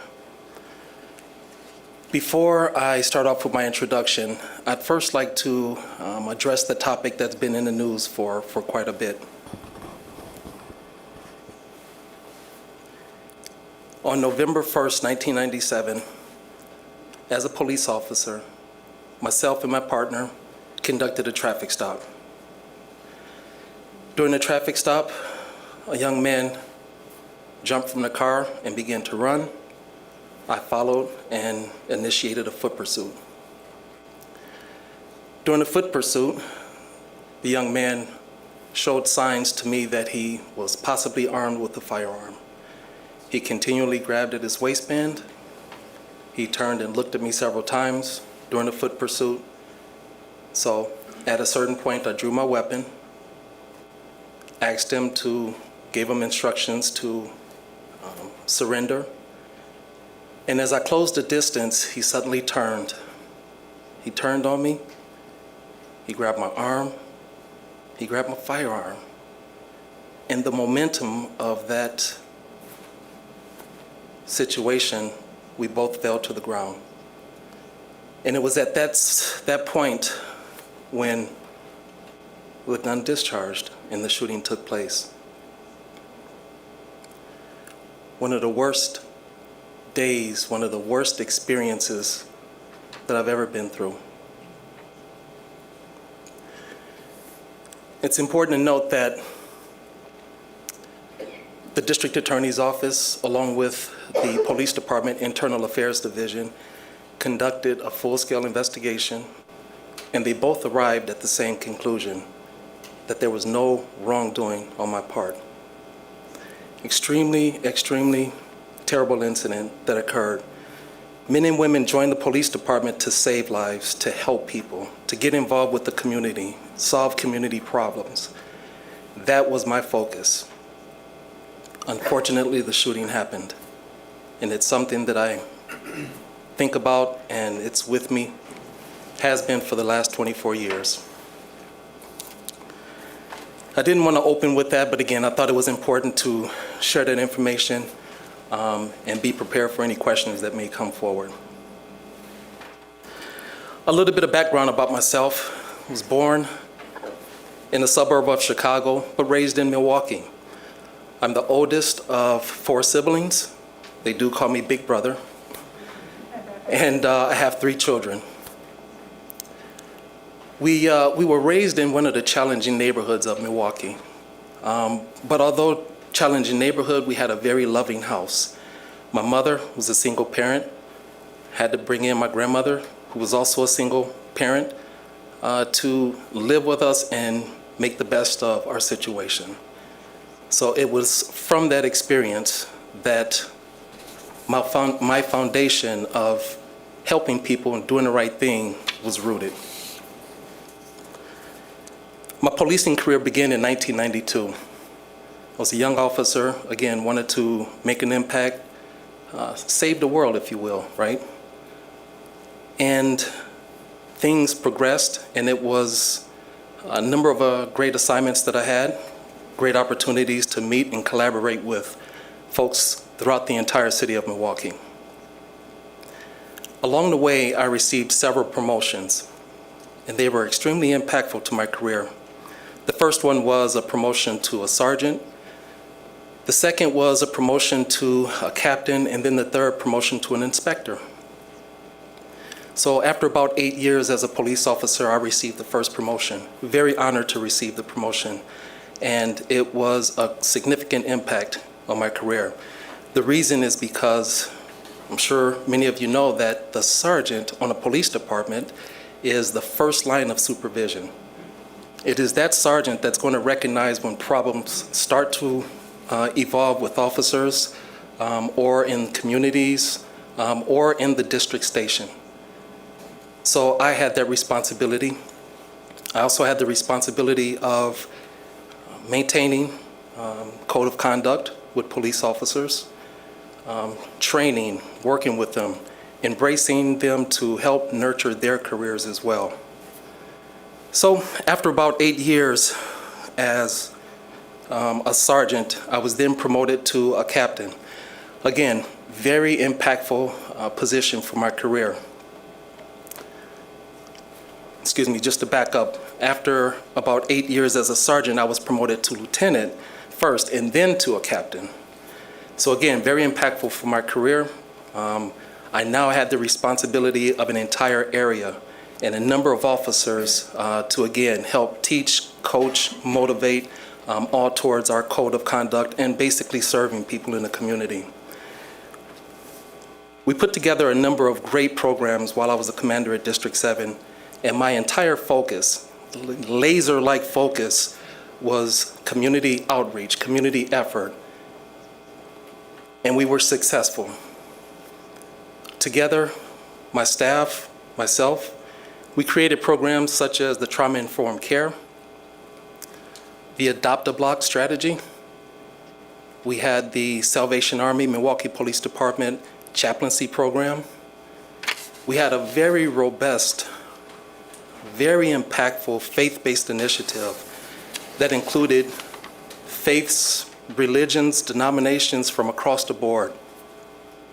And finally, we had a Trauma-Informed Care initiative. Again, understanding that families and children go through pain, we developed an initiative to provide counseling for those families and for those young people specifically. So after about a few years as a captain, I was then promoted to inspector. Again, very impactful because I now had the ability to oversee and work with the administration division for the entire agency. And if you can imagine, it's just like any other organization, there's a list of very important administrative functions like HR, like training, like internal affairs, budgeting, all important. I was a part of every aspect of those areas. And then after a short time in that role, I also was transferred and was able to work on the patrol division. Approximately 1,400 officers were under my oversight, spread out across the 7 districts. So it's been a phenomenal career. Things went really well. But during the 26 years, there were a number of great strategies, a number of great operations, a number of great collaborations. But unfortunately, there was some painful incidents as well. Painful incidents that were really tough to deal with. The first was my officer-involved shooting. The second was losing a friend in the line of duty who was shot and killed during a foot pursuit as well. Very difficult to deal with. The other incidents that were extremely terrible were losing friends, co-workers, individuals that were in the police academy with me to suicide. Officer-related suicide is a significant issue across the country, and we experienced it in our agency as well. So I share those terrible experiences with you because they, similar to being promoted to a sergeant, just like being promoted to a captain, and certainly like being promoted to an inspector, all have taken part to shape and mold who I am today.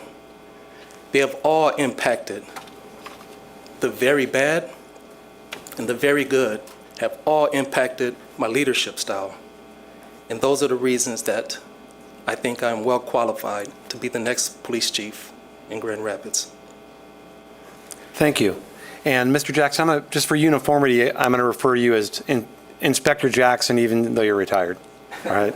So Inspector Jackson, what strategies have you used in your department to build better bonds with the community? There are a number of strategies that we used in the Milwaukee Police Department. I mentioned several of them, but the most notable strategy was the chaplaincy program. If I can elaborate on that just a little bit, the chaplaincy program was designed to introduce pastors, ministers, faith-based organizations to families that have experienced a traumatic incident. The program was created on the heels of a very terrible shooting in the city of Milwaukee, where a young girl, 5-year-old girl, was sitting on her grandfather's lap, and the house was shot up, she was shot and killed. Terrible incident. But from that, we realized that we needed to do more for the family. We, being the police department and the investigators, needed to do more from the family. So we took an already existing faith-based organization within District 7 and just started asking simple questions. One, what else can we do for the family? What else can we do for the community during these terrible incidents? We had a representative from the Salvation Army, and we asked the same questions, and together we came up with this strategy.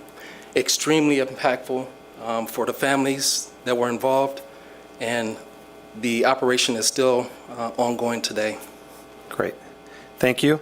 And now I'm going to ask a question that was posed on Facebook. Inspector Jackson, how do you stand on the mental health of residents of Grand Rapids? Are you for a partnership with mental health services? Absolutely.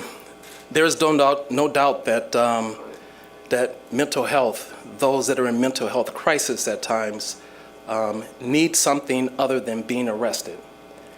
In Milwaukee, some experience that I have is working with CIT officers. If you're not familiar with that, it's crisis intervention officers. Working with them to provide an alternative for officers that called upon or happens upon a person who may be struggling from a mental health episode, to introduce them into the situation, to de-escalate the situation. That's the goal, de-escalate, back off. There's nothing wrong with officers taking a step back to reevaluate the situation, ensure that we can have a successful resolution, successful being helping the person out without causing injury, without using force. So that was one of the examples. Thank you. I'll invite one of the community members to the podium. How you doing, sir? My name is DeAndre Jones. Nice to hear you from Chicago. From Chicago, too. I also wanted to say it had to have been crazy to be a police officer in Milwaukee when they actually won the championship last year. But I wanted to say, so you talked about your incident with your gun discharging. My cousin actually died from a police officer, and he got into a scuffle with a police officer where his gun ended up discharging. Well, I don't really know, but that's what the officer said. And so just from a person who is an African-American man who lost a family member to a police officer, don't beat yourself up about that, man. I know it's probably tough to deal with, but just don't beat yourself up about that. Also, being here in the city of DR, you're probably going to have, if you are the police chief, there is a lot of, you'll probably be a police chief of a department that has more Caucasian officers than black officers, or any of ethnicity. So without putting race or anything in the equation, how would you hold every officer to an equitable, how does an equitable police officer look to you without putting ethnicity into it? Thank you. Thank you for your questions. And I'll start with offering condolences and for losing your family member as well. It's always tough, right? It's always tough. No matter what the circumstances are, no matter who's involved, when there's that type of a situation, officer-involved shooting, or any other type of shooting, a parent, a relative, a loved one has lost someone. So thank you for sharing that, and thank you for the kind words as well. Equitable treatment within the agency is something that I will strive for, and have no concerns that I will achieve. The racial makeup of the agency, it is what it is. I think the important thing to note is that we have an agency where police officers care about the people that they're serving, right? So just through interactions and ongoing dialogue and conversations with all of the officers across the board, I'll get a sense of their willingness, their ability to go out into all communities. So the African American community, the Spanish community, and any other community that is here in Grand Rapids, make sure that they're able to serve people on the same level, right? Another part that I'll touch on that's important to note is building the officer's trust and respect. For me, sure, it might be a little bit of a challenge because of being an outsider, but one of the things that officers really look for is to be treated fair. And so from my perspective, whether it's evaluating discipline, whether it's transferring to special operations or special assignments, the entire evaluation will be done fair and equitable. And I think that would be a great first step towards building a strong relationship internally and gaining their trust. Thank you. Good evening. My name is Wesley Watson. I want to thank you for your years of service. Thank you. As a police officer. My question is, back in 2015, the city of Grand Rapids was on the list as one of the worst places for African Americans to live. On that list, Grand Rapids ranked 5th, and on that list, Milwaukee ranked 1st. I want to talk about, at least for you to expand on, the aspect of what the different social determinants of health issues that's dealing with within the Black community, and also within Milwaukee, understanding that study as being one of the worst places for African Americans to live. How did you, understanding being on the force at that time, deal with that issue, and how did you work with community and work with the African American community to kind of bridge that gap and make it a place where everybody can live? And how can you bring that to Grand Rapids? Thank you. That's a great question. A lot to unpack, but it's a great question. I'll jump right in with, as you put it, the worst place to live. So I'm not familiar with the Grand Rapids study that you indicated, but I have heard that and read several reports about that, that in Milwaukee. And it's tough in many neighborhoods. There are many challenging neighborhoods in Milwaukee, but there is a tremendous amount of success in Milwaukee as well for African American and for minorities across the board. There are some challenges that the city faces, and elected officials and those in city government, along with the police department and fire and other city services, education, all need to come together and continue to work towards those challenges, right? Personally, I witnessed firsthand friends going through high school that didn't finish. They're doing good now. They're able to kind of rebalance, finish up their education and get things moving in the right direction. But it was a challenge. It was a challenge. So how that relates to policing and my experience from that standpoint, again, I addressed it with the gentleman that you're seated next to. It's about equitable and fair policing across the board. Across the board. So in District 7, we had a unique structure in our police district because there was a certain area within the district that faced a number of challenges in their neighborhoods. And again, as a side note, we were very successful in building community relations in those areas, establishing block watches in those areas, and working with the community in those areas to develop crime reduction strategies. So it wasn't always about the police department coming up with crime reduction strategies. We involved the community as well. But also in District 7 and other parts, there were affluent areas that were very well. And so my message always to the officers, and will continue to be here in Grand Rapids, is whatever area you're policing, whoever you're interacting with, make sure it's professional, make sure it's fair, and just treat everybody like that golden rule, right? Treat everyone how you would want to be treated. Amen. Did I get all of them? I think you had several points in there, okay. Thank you. You're welcome. Okay. Invite you to the podium, sir. All right, last time, Lucas Leverett, new loudmouth kid in town. This was originally supposed to be a panel question. I didn't know you'd be individual, so I would have knocked it all out at once. Mr. Jackson, thank you very much for being here. In this lineup of candidates, you bring the unique perspective of a Black man who grew up in America. That may indeed be crucial to the repair of the policing profession and its relationship with the people. However, you're also unique among these candidates as being someone with an MBA rather than a law degree. And you have both public and private sector experience in the safety profession. Your recent pro-sports security role could be seen as a big advantage in a city that prides itself on events, boasts a large alcohol consumption zone, and is a growing destination for tourism. On balance, MBA programs are typically designed to focus on a very different set of metrics and goals than what might be thought of as a traditionally beneficial set of skills for public administration, especially in a sensitive role like the chief.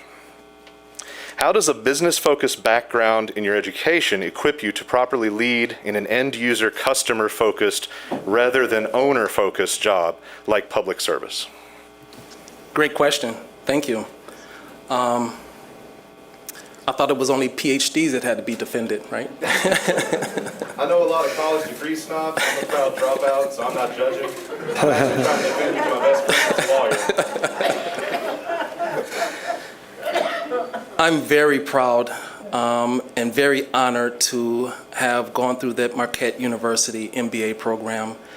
And the rigors of the study, the preparedness for leadership roles in any organization is the backbone of that degree at Marquette. And that's exactly what I took from it. So I would argue that an MBA teaches you budgeting and the administrative function of an agency. So let me back up to say that when we look at a police department or an outside business, whether it's in security or anything else, there are similarities, right? There are similarities with the HR function, with budgeting, with projecting costs, and there's just a number of overlapping things. And so the MBA is not foreign, it's not so far out of touch that those concepts cannot be applied in law enforcement. And here's the other part of my answer. It's about serving people. Amen. It's about serving people. So MBA, law degree, science degree, it doesn't make a difference if you're willing to put on a uniform, work with the person that's having a problem, listen to them, come up with solutions together. Just about any degree is applicable.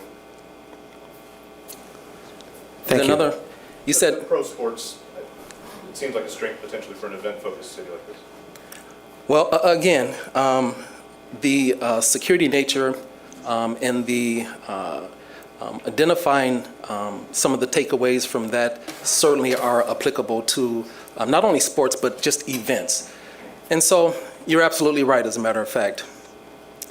How to police events that are in the city is something that certainly a chief needs to understand and be prepared to deal with. It is extremely unfortunate that we live in a society where mass casualties happen, right? And so what we need to do, and what I will do as the police chief, is to ensure that we connect with venues, that we connect with organizations to ask and be available to help them put together a safety and security plan.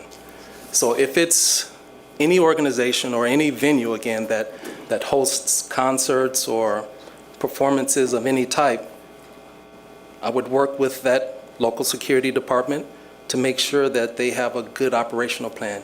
In the event something happens, the response is already planned out. We know what to do. We know who's going to do what. And hopefully that will minimize any further problems. And then one other point, and then I'll let the gentleman ask his question, is the security function in a business environment in any one of the organizations downtown, and I'll expand that to say any one of the hospitals downtown, any one of the universities that are here within the city, all need to have a continuous of operation plan and protocol. So safety and security, evacuation of fans is one part, but then how does that organization continue operations down the road is another part. And so part of the MBA, part of my personal experience, can bring that together as well. Mr. Brand. Thank you. Please state a question. I sure will. First of all, I'm so sorry about the victim's family when that happened, and you as well, sir. You lost a part of yourself. And you know what? PTSD is real. There was more suicides in policing than deaths by, Absolutely right. I mean, it's terrible. I mean, the whole narrative is not good. But I'm from Voice for the Badge, a group I started. We stand with our police proudly. But whenever I do that, it seems like people are like, well, you're no good. Because we support police. We support police, but I support the community too. I could probably help more with the inner city relations and getting the funds to them that they deserve to have. I work with Robert S., Elijah Libet, you should meet these gentlemen, Pat Phillips, wonderful people, Tyrone Bynum. We want to build unity in the inner city. That's our mission. My question is you're short officers right now, very short. I don't even know if they have the best technology they should have. I don't know who even researches. They got a bolo wrap out there now that's supposed to be better for the safety of the citizen and better for the safety of the officer. It just wraps them up instead of a taser even. I guess my question is you're going to have to battle the city, your employers, because currently they do not show the support as a whole that they need to for our police to have the adequate amount of officers to do the job, to do the community engagement, which is so valuable. They don't have time. We need more officers, and you're going to be battling your own employers. So if you're up to that, I'm with you. Chief Haggerty, 20-year police chief here. Look him up. He was a good man. Now we're going through him every week. Thank you. Thank you.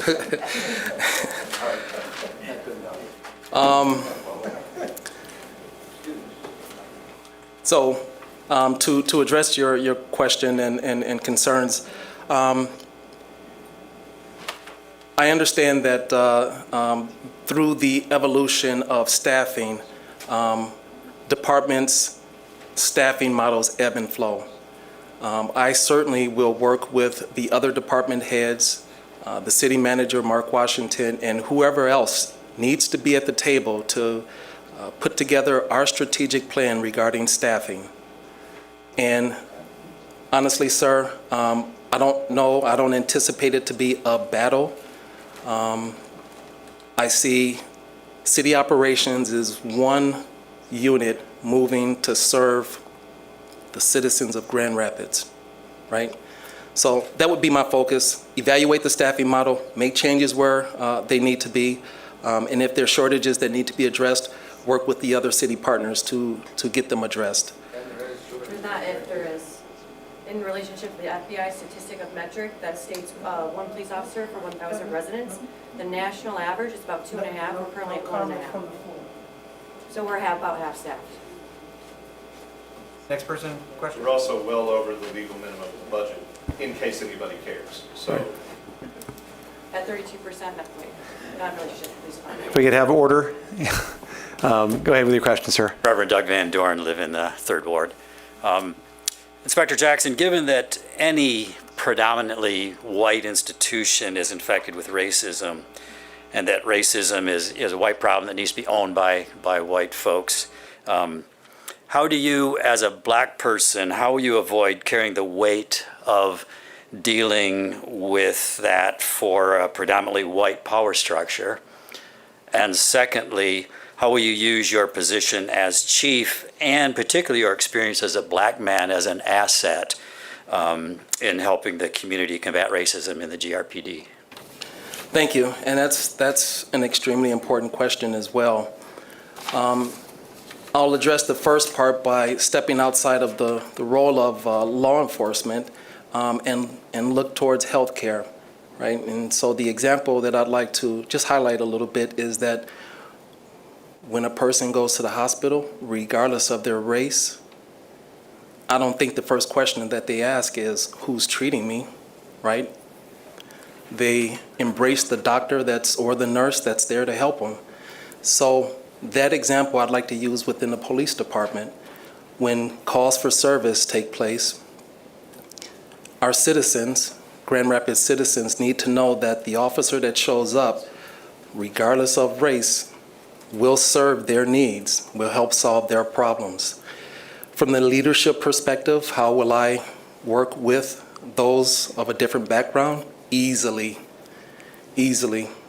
not a problem. The first step in doing so, sitting down and talking with officers. I talked to this officer on the elevator earlier today, and this officer as well.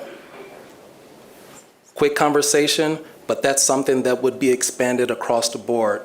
And sure, we can never, in law enforcement, we can never forget about race because it is so impactful in our communities.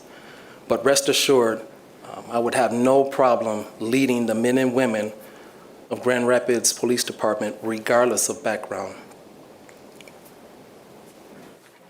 I'm sorry, I wanted to clarify a little bit. But as a black man in the city, it's easy for us to think that, oh, we have a black police chief, so we have dealt with or are dealing with racism in the police department. And it's easy for the economic white power structure particularly to let you carry the load for dealing with all of that. So I mean, I think that's a dilemma for a person of color in a position like this. But also, I certainly know that you would be able to work across the board. But how is your life experience as a black person inform how you police, and how is it an asset for understanding what needs to be put together in the community to help deal with that, with racism in the DRPD? Yeah, thank you for the clarification on that. My experiences, my upbringing in a certain neighborhood really allows me to understand some of the challenges that certain neighborhoods and certain people face, right? I lived it to a degree, so I understand it a little better. And with that understanding, it is my responsibility to ensure that my officers understand it as well. And so it doesn't mean, training specifically for a certain neighborhood. Got to go back to, it means training officers across the board to treat people very well. Now, when you go into certain neighborhoods or you have certain interactions, maybe like with mental health we explained earlier, sure, there are certain understandings that you may need to know. And maybe from that, we take another step back to de-escalate situations. And that should always be front of mind for officers that are responding to situations. We advance, we move towards the gunfire. But at a certain point, once we're there, we need to take a strong evaluation to figure out what the next step is, and if de-escalation is the best step in that process. So I hear what you're saying. It's a great question. It's a great perspective, one that I will never forget, never overlook, because of the deep history with our minority communities and law enforcement. So I'll never forget it. But again, rest assured that I will address it through training, ongoing communication with officers, and receiving feedback from the community. So let me touch on that for a second. I would need the help from all of you to give me the feedback, to give my officers the feedback on what we're doing right, and where we need to make improvements. So it's not a one-directional leadership model. It's a servant leadership model. And what that means is we will come to you. We expect to hear from you. We expect to collaborate with all of you. And when we fall short, we will hold ourselves accountable, and we will make corrections to move the operations forward. Thank you. We have time for about 2 or 3 more questions. Next person. Hi, my name is Grace. I'm from the 3rd Ward. Hello. So, I'm sorry?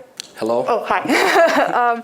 So my question for you is, in 2019, you retired and became the security advisor for the MBA. So I'm curious kind of what led you to that career choice, and then respectfully, how can you convince us that you're coming back to Grand Rapids for more than just a paycheck? Good question. So as I progressed through my career and received my education, I'd always had a business model, business mindset, and at the time when the opportunity came forward, I wanted to experience it. That's the short answer. I wanted to experience it. Phenomenal organization, phenomenal experiences over the last few years. But I got to tell you, that passion is still burning in me.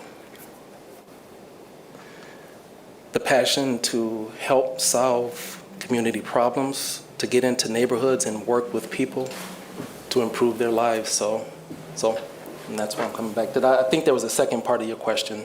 Yeah, so I'm just curious what made you come back, and how can you convince us that it's for more than just a paycheck? Well, I think we all know that in certain situations, police officers and administrators don't always make as much money in comparable organizations. So it's not about the money. I think I've expressed that on several occasions. It's about building that community bond, strengthening in areas that need to be strengthened. All right, thank you for your time. We have time for 2 more questions.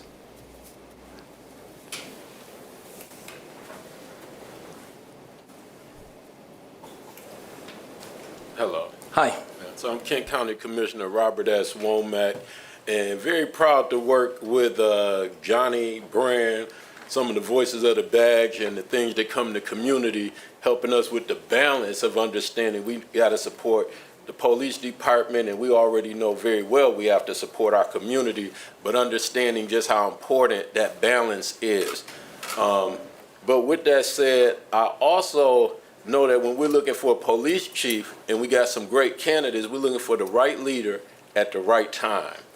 We're here in Grand Rapids, Michigan, 2022.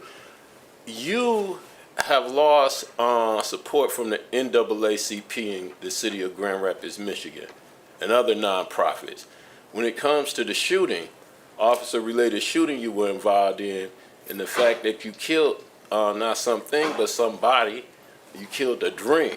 And me hearing you today, I do empathize with the post-traumatic stress. I do understand that you do understand that a life was lost. I do see the remorsefulness. But when we talk about it, and we can talk about the different organizations that said that this shooting, was justified. But then at the same time, we don't talk about the court of public opinion that was in the newspaper articles, not only the court of public opinion, but those that watched that shooting. So when you come to the city of Grand Rapids, we also have the court of public opinion. Will the city of Grand Rapids, if they hire you without the support of the NAACP, if they hire you where we have a revolution and movement going saying, hey, those agencies didn't always get it right. If I drop the wedding cake at the reception at a 5-star wedding, the chocolate cake, delivering it, and I trip and put it on the bride's wedding gown. That's going to be a problem. Yeah, I'm losing my job, or at least I won't be delivering the cake again. So the public has been saying in law enforcement, this is the only place where you can kill a person. You could kill a dream. You could kill a family member of citizens of that community, and not only can you get your job, you can rise to the police chief. I believe you're going to make a great police chief sometime, somewhere, but me living in the city of Grand Rapids, I have to ask you, without the support of the NAACP and with what we're dealing with in our public, are you the right leader for our city at the right time? Yes, I am. Amen. And let me offer a little bit more substance to the answer. So it's unfortunate that the leader of the NAACP, an organization that I clearly respect deeply, historical and everything else, has taken that stance. It's unfortunate. And I'll also say that I understand his thought process and understand his reasoning. My only ask is that I be evaluated on the breadth of my career. Not only on an incident that happened in 1997, nearly 24 years ago, although traumatic. I'm not saying that it should ever be forgotten. But what I'm saying is evaluate everything since 1997. So I am convinced, as a matter of fact, that anyone in this room, anyone listening, the leader of the NAACP, you yourself, let's sit down, let's have a conversation, and afterwards you will be convinced that I'm the right person for this job as well. want to thank you, and I just want to say I look forward to those conversations. And as I speak for what I believe the majority of people in my community think, and that had to be honest, because this is very serious. The hiring of a police chief is about as serious as we get here in government here in Kent County in the city of Grand Rapids, Michigan. So I had to ask the hard question. But at the same time, I do want to thank you for all of the service before 1997, before that day, and after that day, and let you know we do respect our police officers. Thank you very much, sir. Thank you. 2 more questions, and then that'll be it. Hi, my name is Jason Fulton, and I'm a member of Chief Payne's Advisory Committee.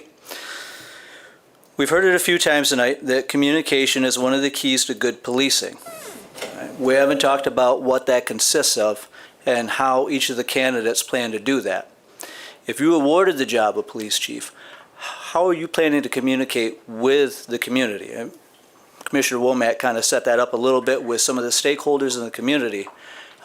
But let's go bigger than that, the community in general. Are you the type of person who relies solely on television? Or are you really the kind of person that's going to go into the community? Are you going to have those hard conversations? Great question. Thank you for answering and dovetailing the commissioner's question as well. And again, absolutely, I am a community-oriented officer and will be police chief. My entire time at District 7, and I use that example specifically because, again, there were a number of officers that I worked with and supervised, but the mission was to get out in the community. I am not the type that sits behind a desk and makes decisions. I'm the type that goes out with an open door policy. I go out. Others can come to me as well. I'm willing to meet anyone in any place to talk about the problems that need to be addressed.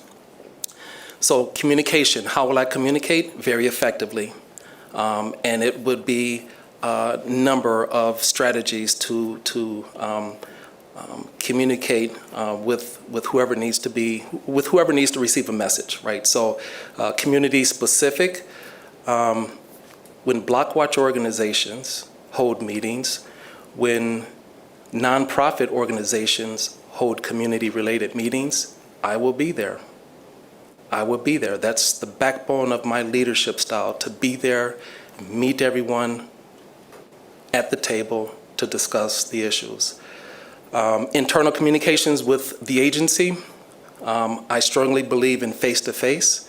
I'm a people's person, so I like to dialogue, I like to engage, I like to shake hands outside of the requirements for this pandemic, right?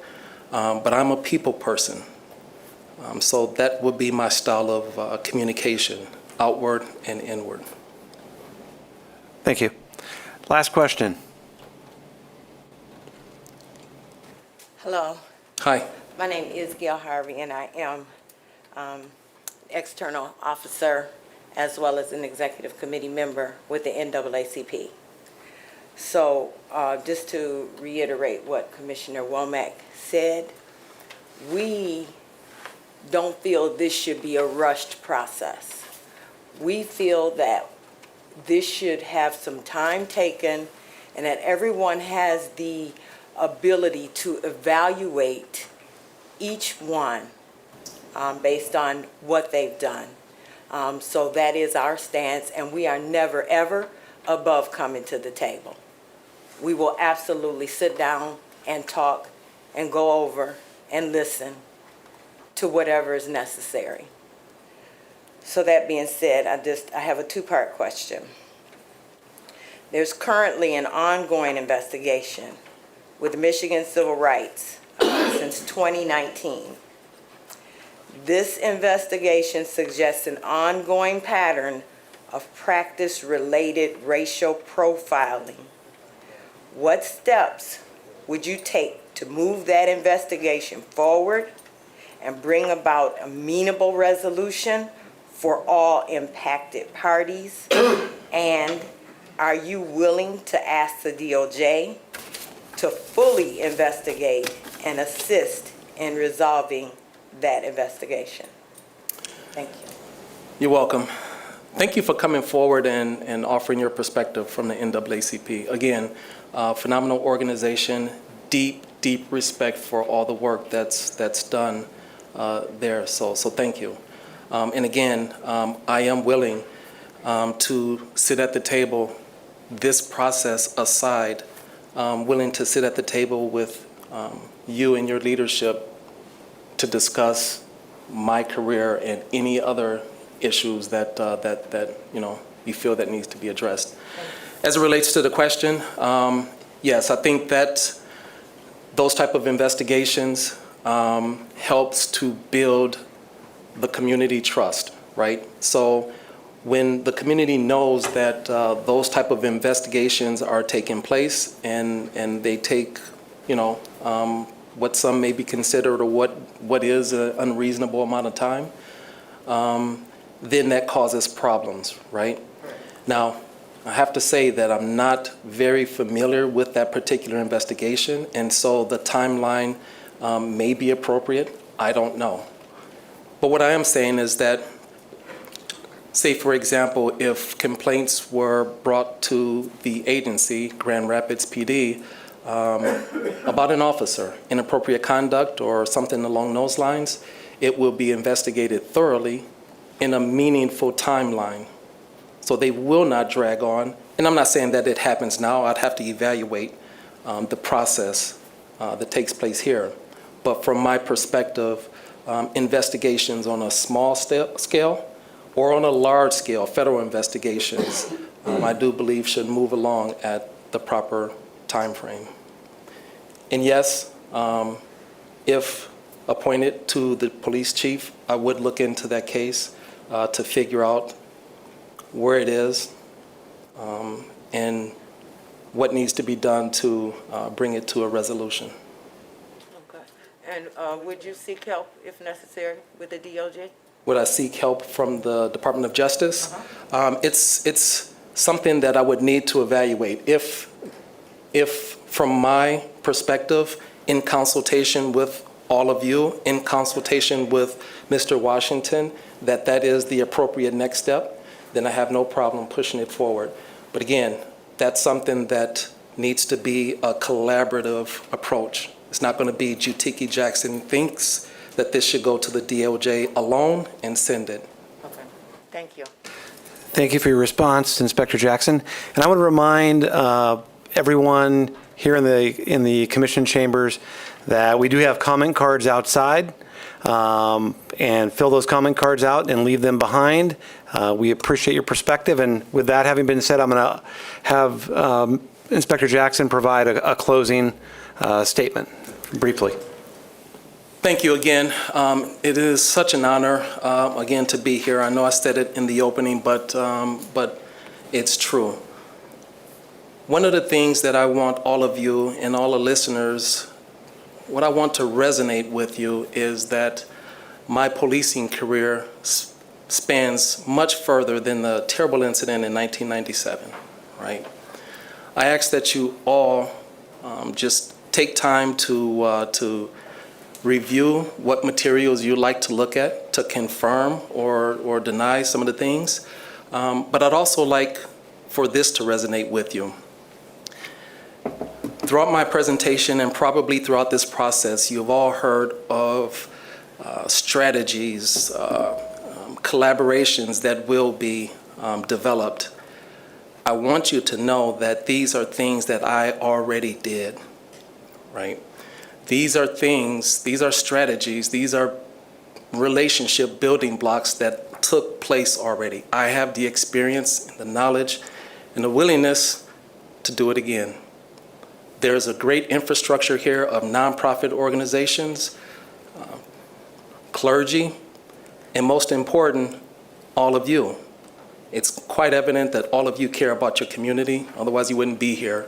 So that's perfect. That's a perfect foundation to build and move neighborhoods forward to solve problems together. So again, thank you. This clearly is a transparent and community-driven approach. So thank you. Thank you, Inspector Jackson.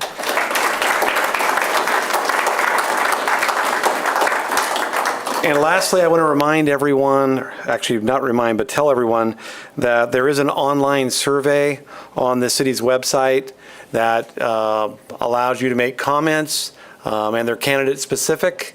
And feel free to fill out that anonymous survey as well if you choose to do that. And for those who are still watching in the virtual world, go to the city's website and you'll be able to see the survey as well. And with that, I'm going to turn it over to City Manager Washington for the closing.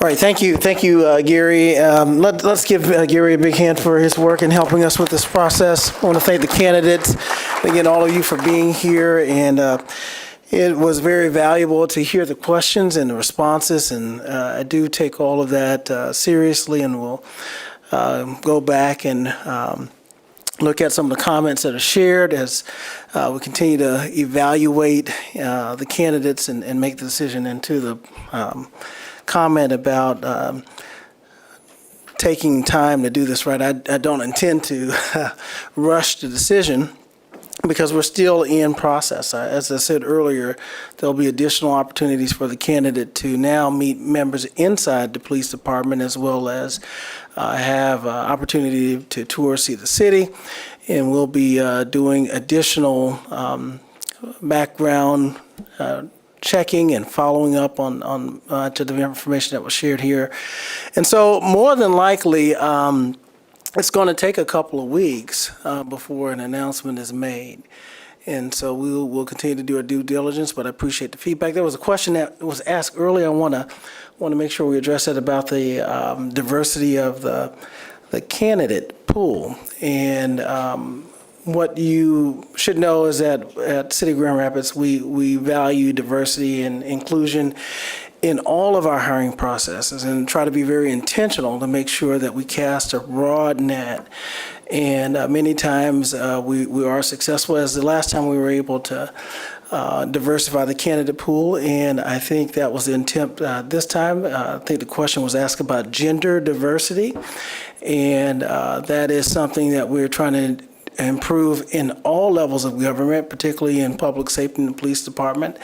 And I think the candidate pool is not as diverse gender-wise as at least the finalist pool, obviously recognizing here, but that does not diminish the need to do that. And we're very proud to have made a historic, Chief Payne has been proud to make a historic appointment in the police department to appoint our first female deputy police chief. And I think she's here tonight. Deputy Chief Rogers, thank you for being here tonight. And we look forward to continuing that kind of inclusion, and not only at the deputy level, but at senior levels in the department. So thank you for whoever asked that question earlier, Mr. Nashville, for that question. And with that, good night.